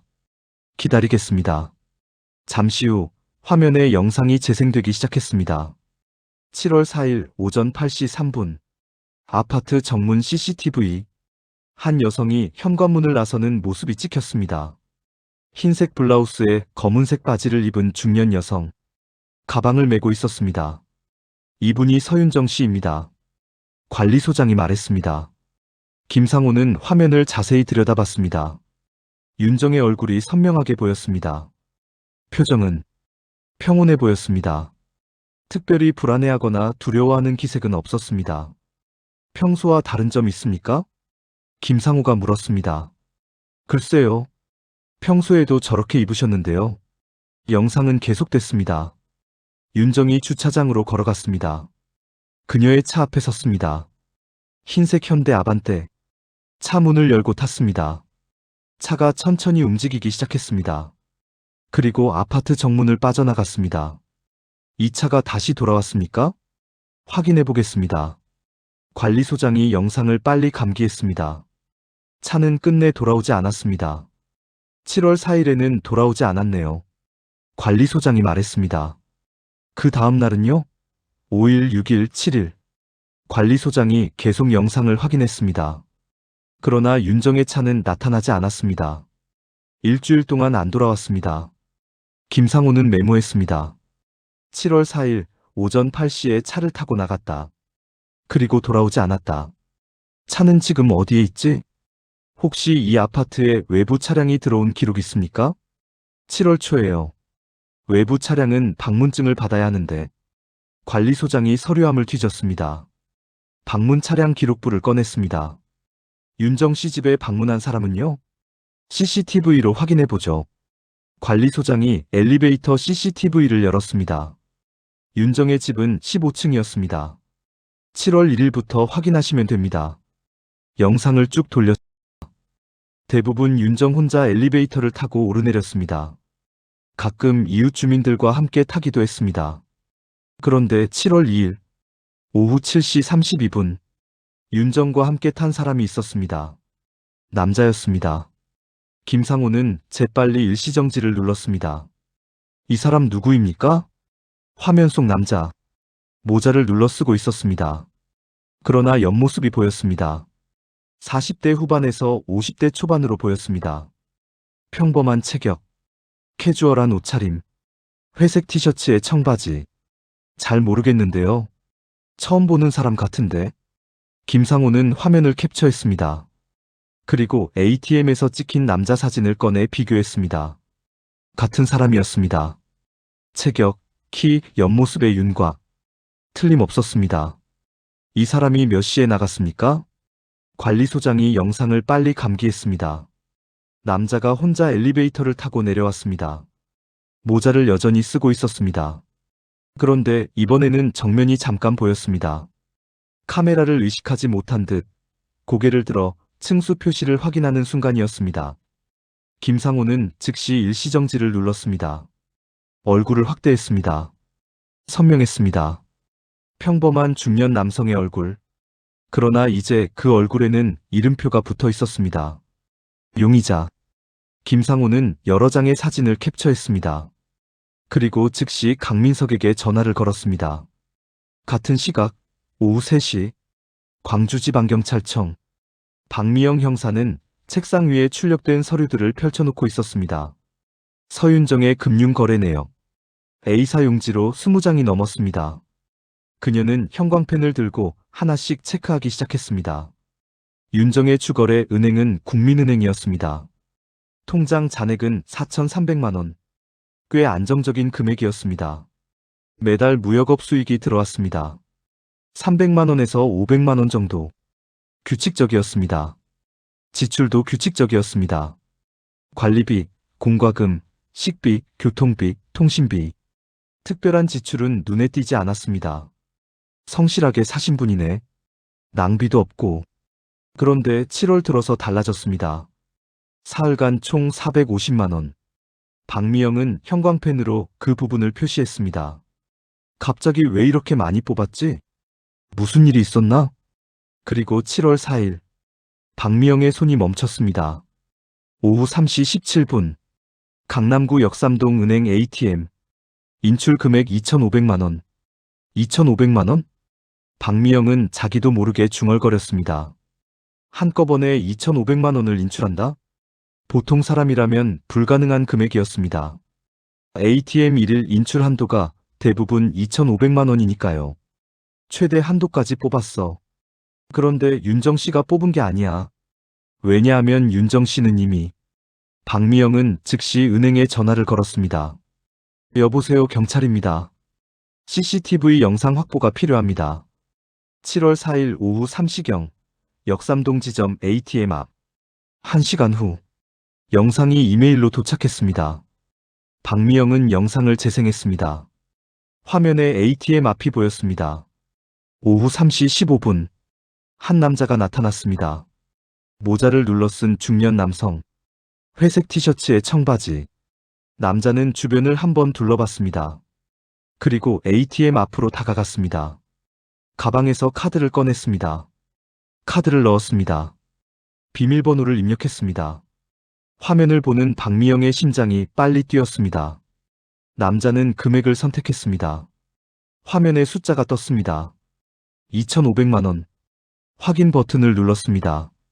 잠시 후 ATM에서 돈이 나오기 시작했습니다. 5만 원권 지폐 다발들.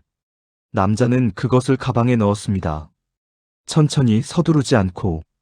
그리고 가장 놀라운 것은 남자의 표정이었습니다. 너무나 침착했습니다. 긴장한 기색이 전혀 없었습니다. 마치 자기 돈을 찾는 것처럼. 박미영은 화면을 일시정지하고 얼굴 부분을 확대했습니다. 모자 때문에 얼굴 전체가 다 보이지는 않았지만 코와 입, 턱선은 선명했습니다. 그녀는 즉시 강민석에게 전화를 걸었습니다. 형사님, 큰일 났어요. 7월 4일 오후 3시 윤정씨 계좌에서 2,500만 원이 인출됐어요. 그런데 윤정씨가 아니에요. 남자가 뽑았어요. CCTV 확보했습니까? 네. 지금 보내드릴게요. 박미영은 영상 파일을 강민석에게 전송했습니다. 전화기 너머로 강민석의 무거운 한숨소리가 들렸습니다. 오후 3시에 돈을 찾았다. 그렇다면 윤정 씨는 그 전에 이미 말을 잇지 않았지만 둘 다 알고 있었습니다. 윤정은 이미 죽어 있었다는 것을. 오후 4시 광주지방경찰청 자료실. 최일권 반장은 먼지 쌓인 파일 박스들을 뒤지고 있었습니다. 30년 경력. 그는 직감적으로 알고 있었습니다. 이런 수법이 처음일 리 없다는 것을. 2006년부터 2010년까지 그는 중얼거리며 파일들을 꺼냈습니다. 여성 대상 사기 사건, 특히 연애 감정을 이용한 경우. 2시간을 뒤진 끝에 그는 4개의 파일을 찾아냈습니다. 최일권은 파일들을 책상 위에 나란히 펼쳐놓았습니다. 4건의 사건, 4개의 다른 이름. 그러나 수법은 완벽하게 똑같았습니다. 이건 동일범이야. 그는 각 파일의 첫 페이지에 있는 피의자 인상착의를 비교했습니다. 모두 비슷했습니다. 40대 후반 남성, 키 170cm 전후, 평범한 외모. 그런데 최일권은 2008년 파일을 자세히 들여다봤습니다. 거기에 특별한 기록이 있었습니다. 증거물 피의자가 사용한 커피잔. 지문 채취 완료. 보관 중. 지문이 있어. 최일권은 즉시 과학수사팀에 연락했습니다. 2008년 최미경 씨 사건 증거물 중에 커피잔 있을 겁니다. 거기서 채취한 지문 있죠? 그거 데이터베이스랑 대조 좀 해주십시오. 1시간 후 결과가 나왔습니다. 과학수사팀원이 전화를 걸어왔습니다. 반장님, 일치하는 기록 나왔습니다. 누구입니까? 차도연. 1963년생. 현재 48세. 전과 사범입니다. 최일권은 급히 메모했습니다. 전과 기록은요? 2005년 출소 후 기록 없습니다. 사진 있습니까? 출소 당시 머그샷 있습니다. 지금 보내드립니다. 잠시 후 최일권의 컴퓨터에 사진이 도착했습니다. 죄수복을 입은 남자. 번호판을 들고 있는 모습. 최일권은 그 얼굴을 오래 들여다봤습니다. 평범한 얼굴이었습니다. 거리에서 마주쳐도 기억하지 못할 얼굴. 그러나 이제 그 얼굴에는 이름이 있었습니다. 차도연. 최일권은 파일들을 챙겨 회의실로 향했습니다. 오후 5시 정각. 팀원들이 하나씩 회의실로 들어왔습니다. 강민석은 이미 화이트보드 앞에 서 있었습니다. 그의 눈빛이 달라져 있었습니다. 뭔가를 찾아낸 사람의 눈빛이었습니다. 모두 수고하셨습니다. 각자 보고하십시오. 이재훈이 먼저 입을 열었습니다. 동호회 회원들 조사했습니다. 김태훈이라는 남자, 작년부터 동호회에 나왔고요. 여러 여성 회원들에게 접근했습니다. 이름을 여러 개 사용했고 직업도 매번 다르게 말했습니다. 한 회원에게는 돈을 빌리려 했지만 실패했고 그 후 윤정 씨를 타깃으로 삼은 것으로 보입니다. 강민석이 고개를 끄덕였습니다. 김상우, 너는? CCTV 확보했습니다. 7월 2일 그 남자가 윤정 씨 아파트에 들어갔습니다. 저녁 7시 32분에 들어가서 9시 15분에 나왔습니다. 그리고 7월 4일 아침 윤정 씨가 차를 타고 나갔는데 돌아오지 않았습니다. 박미영? 금융거래 내역입니다. 7월 1일부터 3일까지 총 450만 원을 인출했습니다. 그리고 7월 4일 오후 3시 17분 강남 역삼동 ATM에서 2,500만 원이 인출됐습니다. CCTV에 남자가 찍혔습니다. 강민석은 팀원들이 보내온 사진들을 화이트보드에 붙이기 시작했습니다. 아파트 엘리베이터의 남자, ATM의 남자, 동호회 회원이 확인한 몽타주. 모두 같은 사람이었습니다. 최 반장님, 결과 어떻습니까? 최 일권이 파일들을 책상 위에 펼쳤습니다. 과거 유사 사건 4건 찾았습니다. 2006년부터 2009년까지 모두 중년 여성 대상, 등산 동호회, 연애 사기. 수법이 완벽하게 똑같습니다. 그는 각 사건의 요약을 화이트보드에 적기 시작했습니다. 이름은 전부 다릅니다. 그런데 2008년 사건에서 지문을 채취했습니다. 데이터베이스 대조 결과 최 일권은 잠시 말을 멈추고 팀원들을 둘러봤습니다. 일치하는 전과자가 있습니다. 차도연, 1963년생, 48세, 절도 1범, 사기 3범. 강민석의 심장이 세게 뛰었습니다. 사진 있습니까? 최 일권이 출력한 사진을 건넸습니다. 강민석은 그 사진을 받아들었습니다. 2005년 출소 당시의 머그샷, 그리고 ATM 사진을 나란히 놓고 비교했습니다. 6년의 세월이 흘렀습니다. 얼굴에 주름이 더 생겼습니다. 머리카락이 희끗희끗해졌습니다. 조금 더 말랐습니다. 그러나 틀림없었습니다. 같은 사람이었습니다. 찾았다. 강민석은 천천히 말했습니다. 그리고 화이트보드 한가운데 크게 썼습니다. 차도연 48세, 연쇄 사기범, 서윤정 살인용의자. 회의실이 조용했습니다. 모두가 그 이름을 뚫어지게 바라보고 있었습니다. 강민석은 마커를 내려놓고 팀원들을 둘러봤습니다. 이제 우리는 그의 이름을 압니다. 얼굴도 압니다. 전과도 압니다. 이제 해야 할 일은 하나입니다. 잡는 겁니다. 그날 저녁, 강민석은 차도연의 과거를 파헤치기 시작했습니다. 컴퓨터 화면에 차도연의 전과 기록이 떠올랐습니다. 30년에 걸친 범죄 인생이 한 줄 한 줄 펼쳐졌습니다. 15살에 학교를 그만뒀습니다. 이유는 기록에 없었지만 아마도 돈 때문이었을 것입니다. 그 후 차도연은 여기저기 떠돌며 일했습니다. 식당 설거지, 공사장 잡부, 주유소 아르바이트. 그렇게 10년을 살았습니다. 그리고 20대 초반, 첫 범죄를 저질렀습니다. 절도였습니다.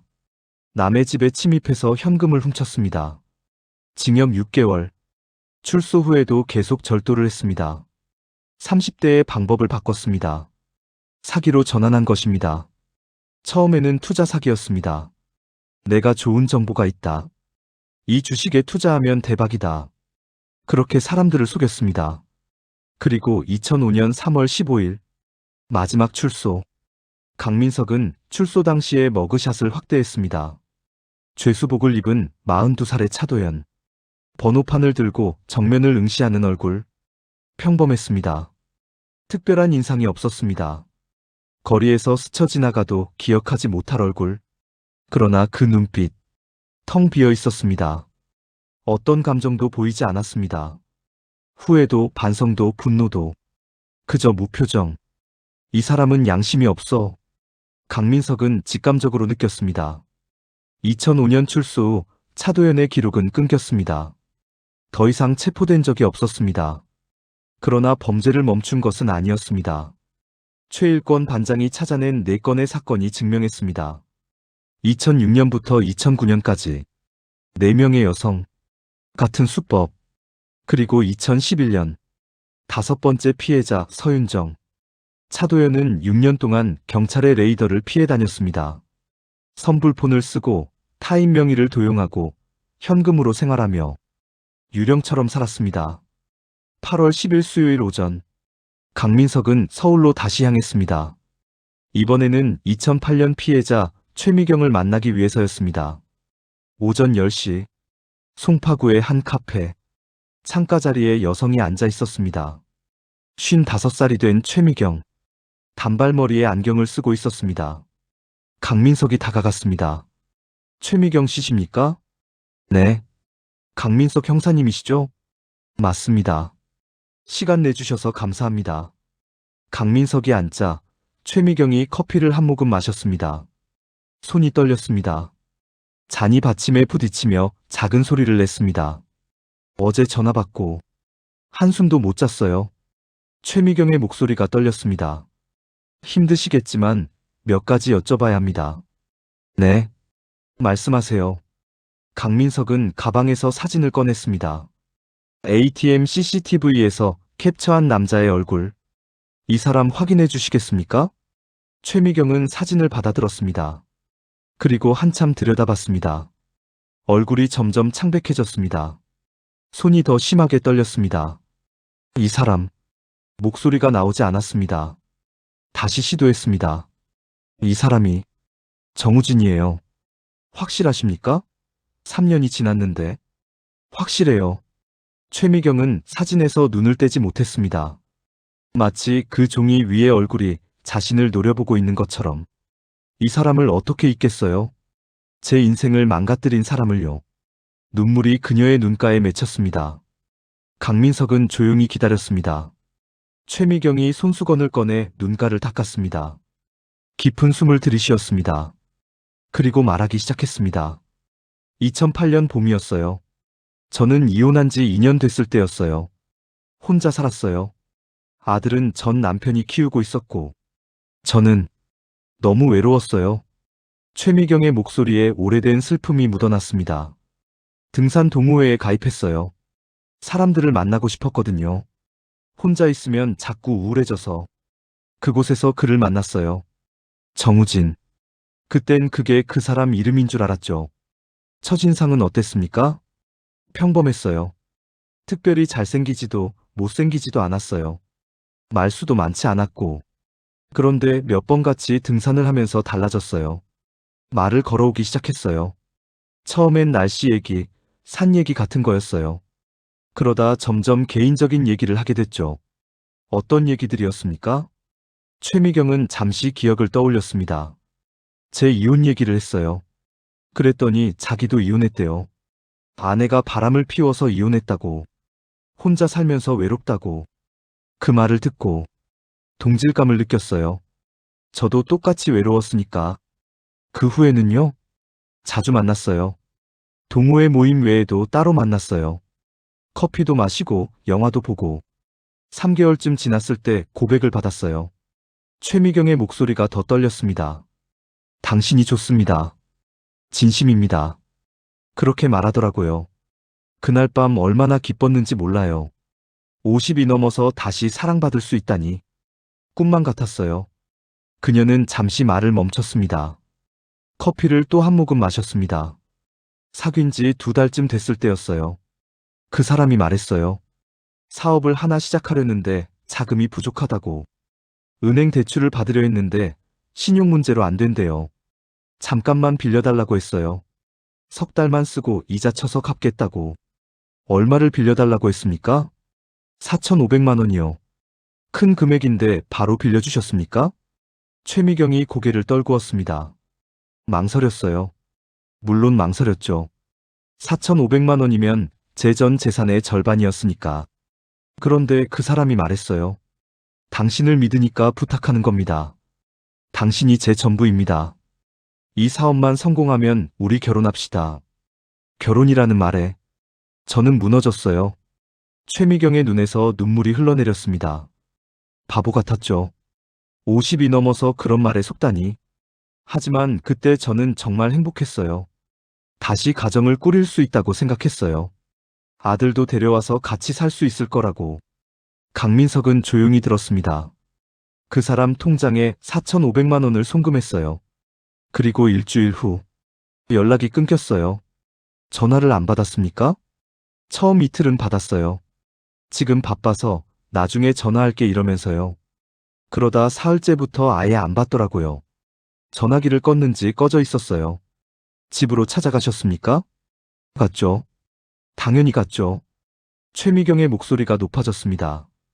그런데 그 사람이 알려준 주소에 가봤더니 아예 다른 사람이 살고 있었어요. 그 주소에 사는 사람은 그런 사람 모른대요. 회사 주소도 가짜였어요. 그런 회사는 존재하지도 않았어요. 경찰에 신고하셨습니까? 했죠. 바로 했어요. 그런데 최미경은 쓴웃음을 지었습니다. 경찰에서 뭐라고 했는지 아세요? 연인 사이의 금전 거래는 증명하기 어렵다. 사기로 입건하려면 증거가 필요하다. 저는 계약서도 없었어요. 차용증도 없었어요. 그냥 믿고 송금했으니까. 사랑하는 사람한테 계약서를 쓰라고 할 수 있나요? 강민석은 아무 말도 하지 못했습니다. 결국 찾지 못했어요. 4,500만 원. 제 평생 모은 돈. 그걸 그냥 날렸어요. 최미경은 얼굴을 손으로 감쌌습니다. 하지만 형사님, 돈은 나중 문제예요. 정말 힘든 건. 그녀는 얼굴을 들었습니다. 눈이 빨갛게 충혈돼 있었습니다. 제 마음을 가지고 논 거예요. 사랑한다고, 결혼하자고, 당신이 내 전부라고.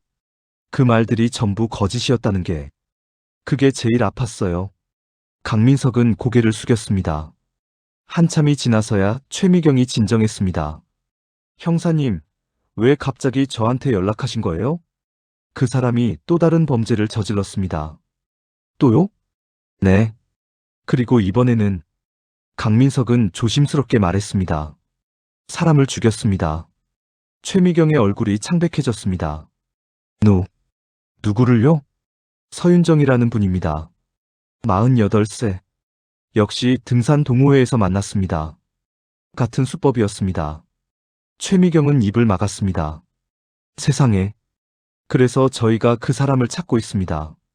최 씨께서 아시는 것, 뭐든 말씀해 주시면 도움이 될 겁니다. 최미경은 천천히 고개를 끄덕였습니다. 물어보세요. 제가 아는 건 다 말씀드릴게요. 강민석은 수첩을 꺼내며 물었습니다. 그 사람 외모를 자세히 말씀해 주시겠습니까? 최미경이 기억을 더듬었습니다. 키는 한 172cm 정도였어요. 저보다 조금 컸으니까. 마른 편이었어요. 몸무게는 한 60kg 정도? 얼굴은 평범했어요. 이목구비가 뚜렷하지도 특이하지도 않았어요. 머리는 짧게 자르고 다녔고, 피부는 좀 거무스름했어요. 옷차림은 깔끔했어요. 청바지에 셔츠 같은 거. 비싸 보이지는 않았지만 깨끗하게 입었어요. 특별한 특징은 없었습니까? 흉터나 점 같은 거요. 글쎄요. 기억이 안 나는데. 최미경이 잠시 생각하다가 말했습니다. 아, 있어요. 왼손 검지에 작은 흉터가 있었어요. 한 번은 제가 물어봤어요. 그랬더니 어렸을 때 칼에 베었대요. 강민석이 메모했습니다. 말투는 어땠습니까? 부드러웠어요. 목소리가 낮고 차분했어요. 절대 화를 내거나 소리 지르지 않았어요. 그리고 말을 정말 잘했어요. 제가 듣고 싶은 말만 골라서 하는 것 같았어요. 당신은 참 아름다워요. 당신과 함께 있으면 행복해요. 당신이 제 인생에서 가장 소중한 사람이에요. 그런 말들이요. 직업은 뭐라고 했습니까? 무역업이라고 했어요. 중국에서 물건 수입한대요. 사무실은 강남에 있다고 했고. 가족은요?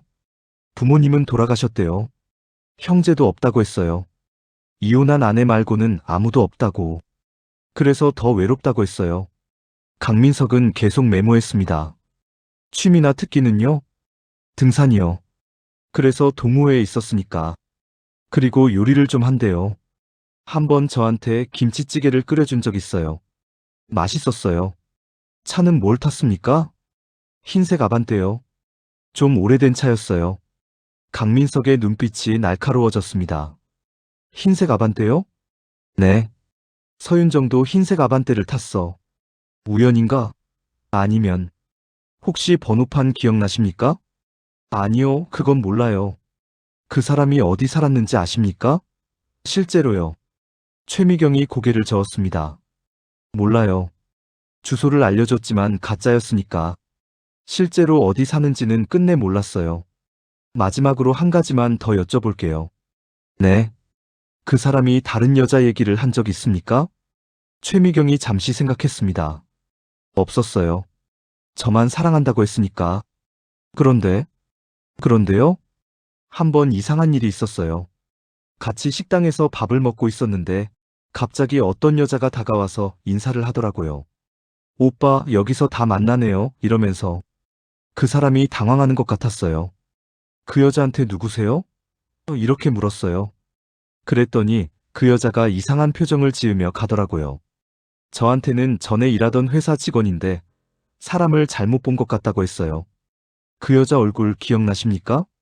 글쎄요. 50대쯤 돼 보였어요. 단발머리였던 것 같고. 강민석은 모든 것을 메모했습니다. 도움 주셔서 감사합니다. 혹시 생각나시는 거 더 있으면 언제든 연락 주십시오. 강민석은 명함을 건넸습니다.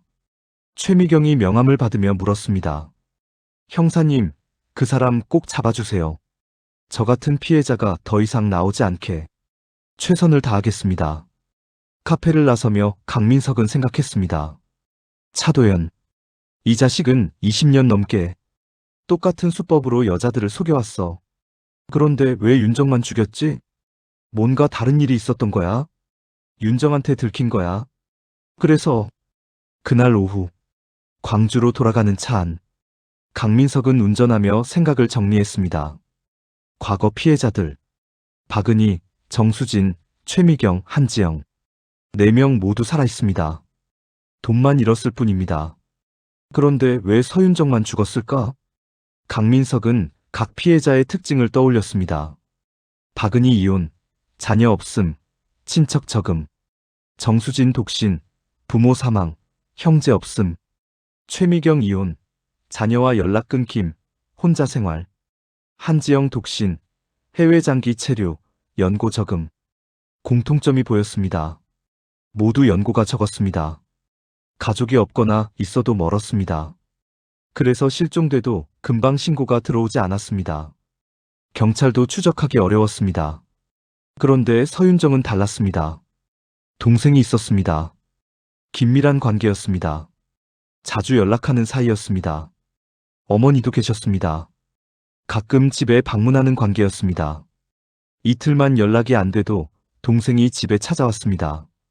바로 실종 신고가 들어갔습니다. 차도연은 이런 상황을 원하지 않았을 거야. 그런데 왜 윤정을 타깃으로 삼았지?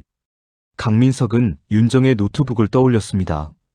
아직 분석하지 못했습니다. 노트북을 확인해야 해. 8월 11일 목요일 오전. 강민석은 사이버 수사팀을 찾아갔습니다. 노트북 분석 부탁드립니다. 사이버 수사팀 박미영 형사가 노트북을 받아들었습니다. 비밀번호 아십니까? 모릅니다. 해제 가능합니까? 시간 좀 걸리겠지만 가능합니다. 2시간 후, 박미영이 강민석을 불렀습니다. 형사님 열렸습니다. 강민석이 다가갔습니다. 노트북 화면에 윤정의 바탕화면이 떠 있었습니다. 깔끔하게 정리된 폴더들. 가족 사진이 배경화면이었습니다. 인터넷 검색 기록부터 보겠습니다. 박미영이 브라우저를 열었습니다. 7월 1일. 김태훈 무역회사. 김태훈 회사 주소. 강남 무역업체 리스트. 7월 2일. 사기범 특징. 연애 사기 수법. 로맨스 스캠이란. 중년 여성 사기 피해. 7월 3일. 경찰 신고 방법. 사기 피해 신고 절차. 사기범 처벌. 강민석은 화면을 뚫어지게 봤습니다. 윤정 씨가 알아챘어. 네. 차도연이 사기꾼이라는 걸 알아챘다는 겁니다. 7월 1일에 회사를 찾아보고 2일에 사기 수법을 검색하고 3일에 신고 방법을 찾아봤어요. 박미영이 고개를 끄덕였습니다. 그럼 3일 밤 통화에서 추궁했을 겁니다. 당신 누구야? 왜 거짓말했어? 그렇게요. 강민석은 주먹을 쥐었습니다. 차도연은 알았을 거예요. 윤정 씨가 자신을 의심한다는 걸. 그리고 신고하려 한다는 걸. 그래서 죽인 건가요? 네. 다른 피해자들은 그냥 도망치면 됐어요. 돈만 가지고 사라지면 되니까. 그런데 윤정 씨는 달랐어요. 신고하면 추적당할 수 있었어요. 가족도 있고 증거도 있고. 차도연은 위험을 느꼈을 겁니다. 강민석은 달력을 봤습니다. 7월 3일 밤의 마지막 통화. 7월 4일의 실종. 그 사이 차도연은 결정했어요. 윤정 씨를 만나서 입을 막기로. 강민석은 사무실로 돌아왔습니다. 화이트보드 앞에 섰습니다. 타임라인을 그리기 시작했습니다. 강민석은 타임라인을 보며 중얼거렸습니다. 계획적이야. 충동적으로 죽인 게 아니야. 만나기 전부터 이미 생각했을 거야. 이 여자를 어떻게 할까라고. 8월 11일 오후, 강민석은 상급자에게 보고했습니다. 차도연을 전국 수배하겠습니다. 증거가 충분한가? 지문이 일치합니다. 과거 피해자가 확인했습니다. 금융거래 기록도 있습니다. 그리고 무엇보다 강민석은 자료를 내밀었습니다. 피해자가 범행 직전에 범인을 의심했습니다. 노트북 검색 기록이 증명합니다. 좋아. 수배령 발부하게. 그날 저녁, 차도연의 얼굴이 전국에 퍼졌습니다. 공항, 항만, 기차역에 통보됐습니다. 고속도로 휴게소에도 전단이 붙었습니다. 강민석은 다시 7729번으로 전화를 걸었습니다. 여보세요? 차도연 씨. 침묵. 차도연 씨. 당신의 진짜 이름입니다. 긴 침묵. 무슨 헛소리를.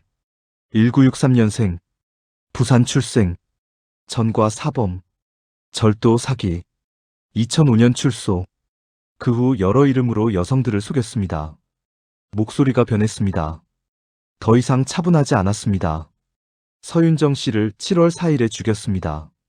질식사시켰습니다. 그리고 시신을 토막내서 담양에 묻었습니다. 나는 아무것도 안 했어. ATM CCTV에 당신 얼굴이 찍혔습니다. 윤정 씨 카드로 2,500만 원 인출했습니다. 그녀가 죽은 후의 말입니다. 그건 자수하십시오. 더 이상 도망갈 곳이 없습니다. 당신들이 날 잡을 수 있을 것 같아? 차도연의 목소리에 비웃음이 섞였습니다. 20년 동안 못 잡았잖아. 앞으로도 못 잡아. 이번은 다릅니다. 얼굴이 공개됐습니다. 전국에 수배됐습니다. 해봐. 전화가 끊어졌습니다. 강민석은 통신수사팀에 연락했습니다. 위치 추적됐습니까? 네. 강원도 동해시입니다. 정확한 위치는요? 북삼동 일대입니다. 반경 500m 아닙니다. 팀 소집합니다. 지금 당장. 8월 11일 저녁 6시. 강민석 팀은 동해시로 출발했습니다.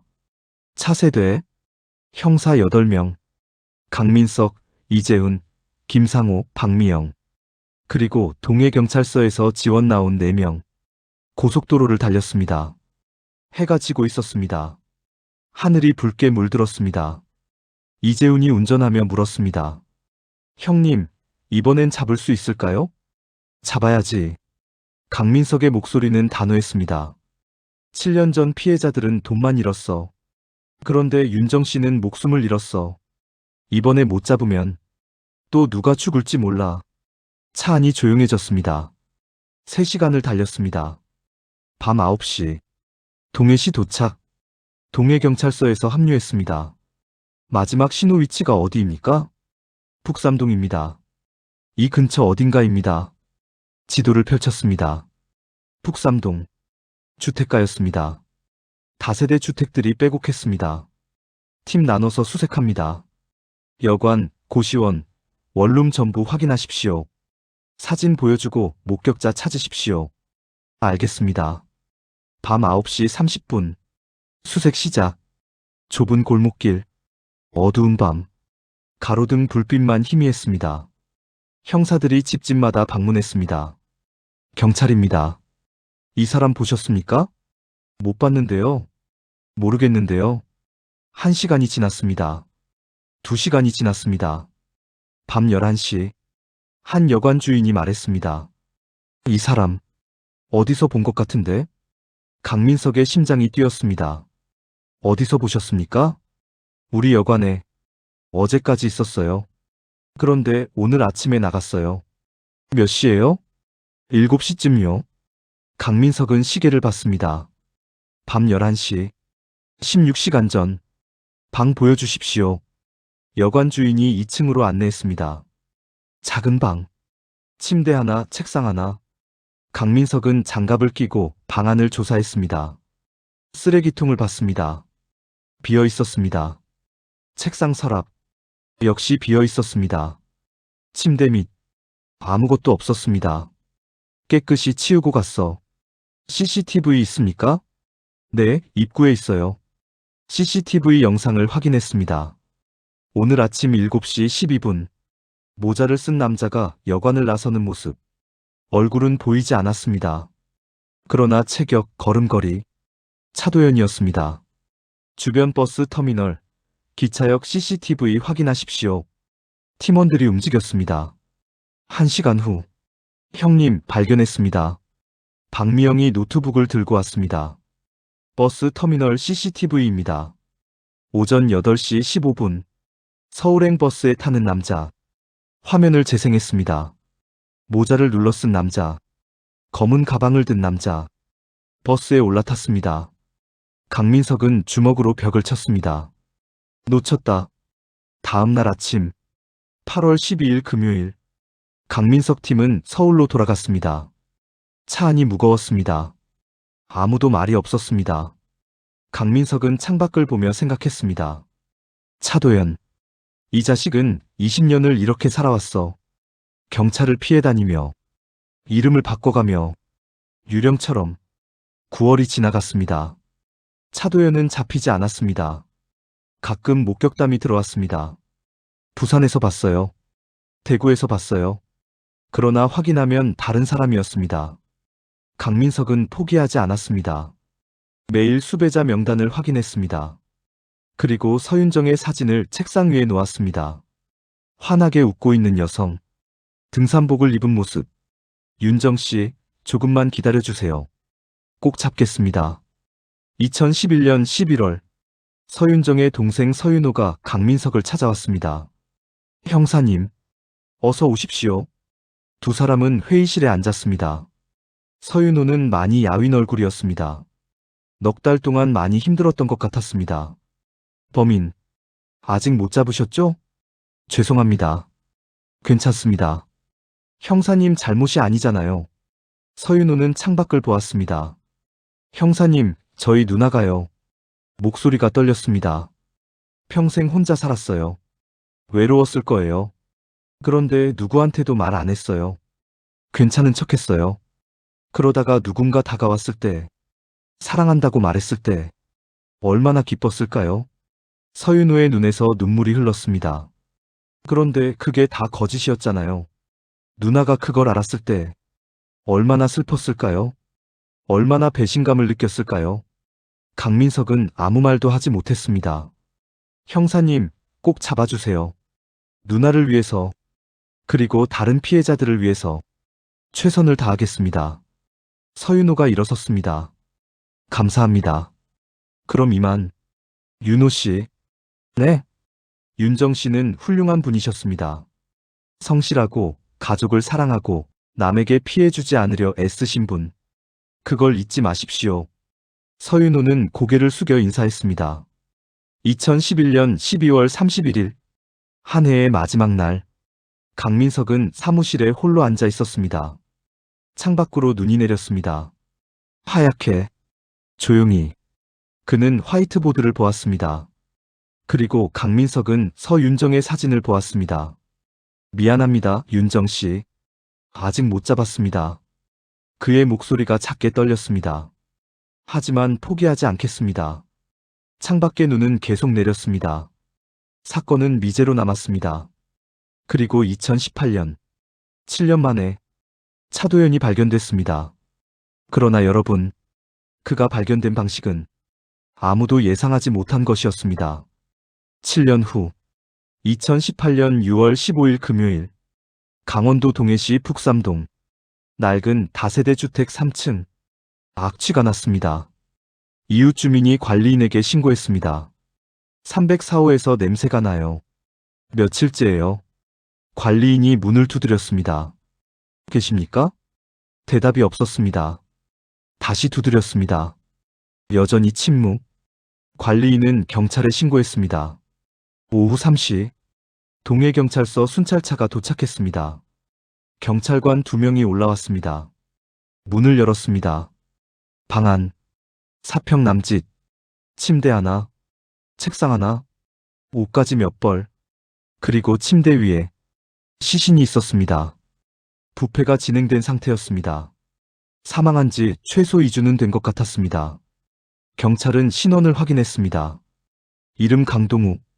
생년월일 1963년생. 사진을 봤습니다. 평범한 중년 남성. 경찰은 기록을 조회했습니다.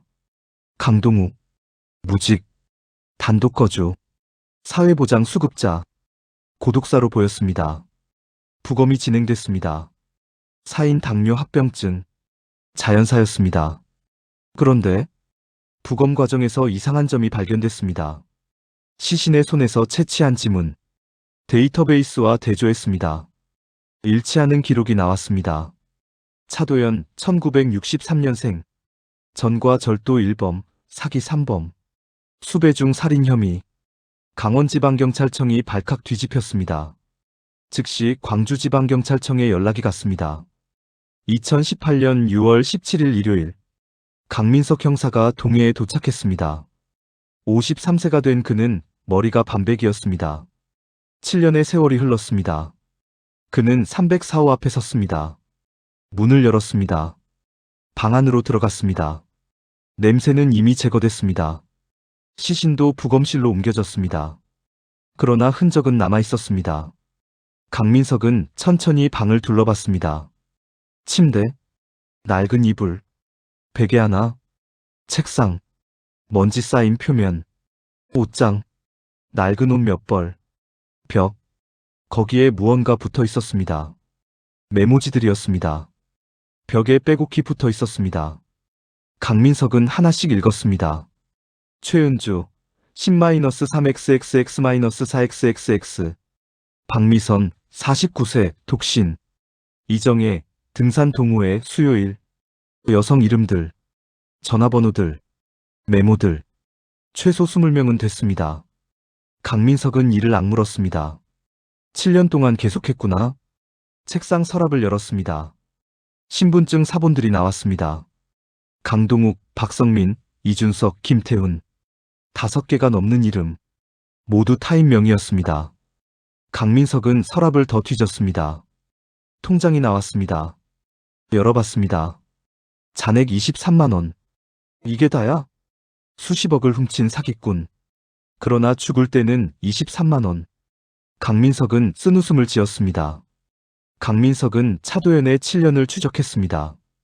2011년 8월 수배 이후 차도연은 이름을 바꿨습니다. 강동욱. 동해시로 왔습니다. 가장 마지막으로 수색당했던 곳.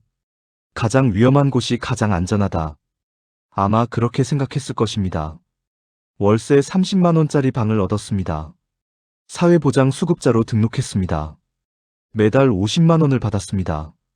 그리고 조용히 살았습니다. 아니, 조용히 사기를 쳤습니다. 동해, 삼척, 강릉의 동호회를 돌아다녔습니다. 여성들에게 접근했습니다. 소액을 빌렸습니다. 눈에 띄지 않기 위해 7년간 추정 피해자 20명, 추정 피해액 3천만 원. 그러나 신고된 것은 단 3건뿐이었습니다. 여성들은 부끄러워 신고하지 않았습니다. 혹은 금액이 적어 포기했습니다. 차도연은 계속 살았습니다. 가면을 쓰고. 강민석은 벽에 메모 중 가장 최근 것을 봤습니다. 한미경, 52세, 삼척. 그는 한미경을 찾아갔습니다. 2018년 6월 20일, 삼척의 한 카페. 한미경이 앉아 있었습니다. 강동욱을 아십니까? 강민석이 물었습니다. 한미경은 고개를 끄덕였습니다. 네, 알아요. 어떤 관계셨습니까? 등산 동호회에서 만났어요. 한 달 전쯤이요. 돈을 빌려주셨습니까? 한미경은 고개를 숙였습니다. 네, 150만 원이요. 어머니 병원비가 필요하다고. 갚았습니까? 아니요. 연락이 끊겼어요. 신고는 하셨습니까? 한미경은 고개를 저었습니다. 부끄러워서요. 제가 바보 같아서. 그녀의 눈에 눈물이 맺혔습니다. 강민석은 조용히 말했습니다. 그 사람 죽었습니다. 한미경이 얼굴을 들었습니다. 네. 강동욱. 그의 진짜 이름은 차도연입니다. 연쇄 사기범이었습니다. 2주 전에 고독사로 발견됐습니다. 한미경은 말이 없었습니다. 당신이 마지막 피해자입니다. 2018년 6월 25일 동해시 공동묘지. 차도연의 장례식이 열렸습니다. 아니, 장례식이라고 할 것도 없었습니다. 화장, 무연고자 처리, 시청 공무원 1명, 장례업체 직원 1명. 그게 전부였습니다. 가족도 없었습니다. 친구도 없었습니다. 조문객도 없었습니다. 차도연은 혼자 태워졌습니다. 쟤는 바다에 뿌려졌습니다. 흔적도 없이. 차도연은 법의 심판을 받지 않았습니다. 어떤 의미에서 그는 이겼습니다. 그러나 정말 그럴까요? 23만 원을 남기고 죽은 그. 아무도 울어주지 않는 그. 이름도 없이 사라진 그. 그가 정말 이긴 것일까요? 가면 뒤의 이름. 그는 존재했지만 누구도 그를 진정으로 알지 못했습니다.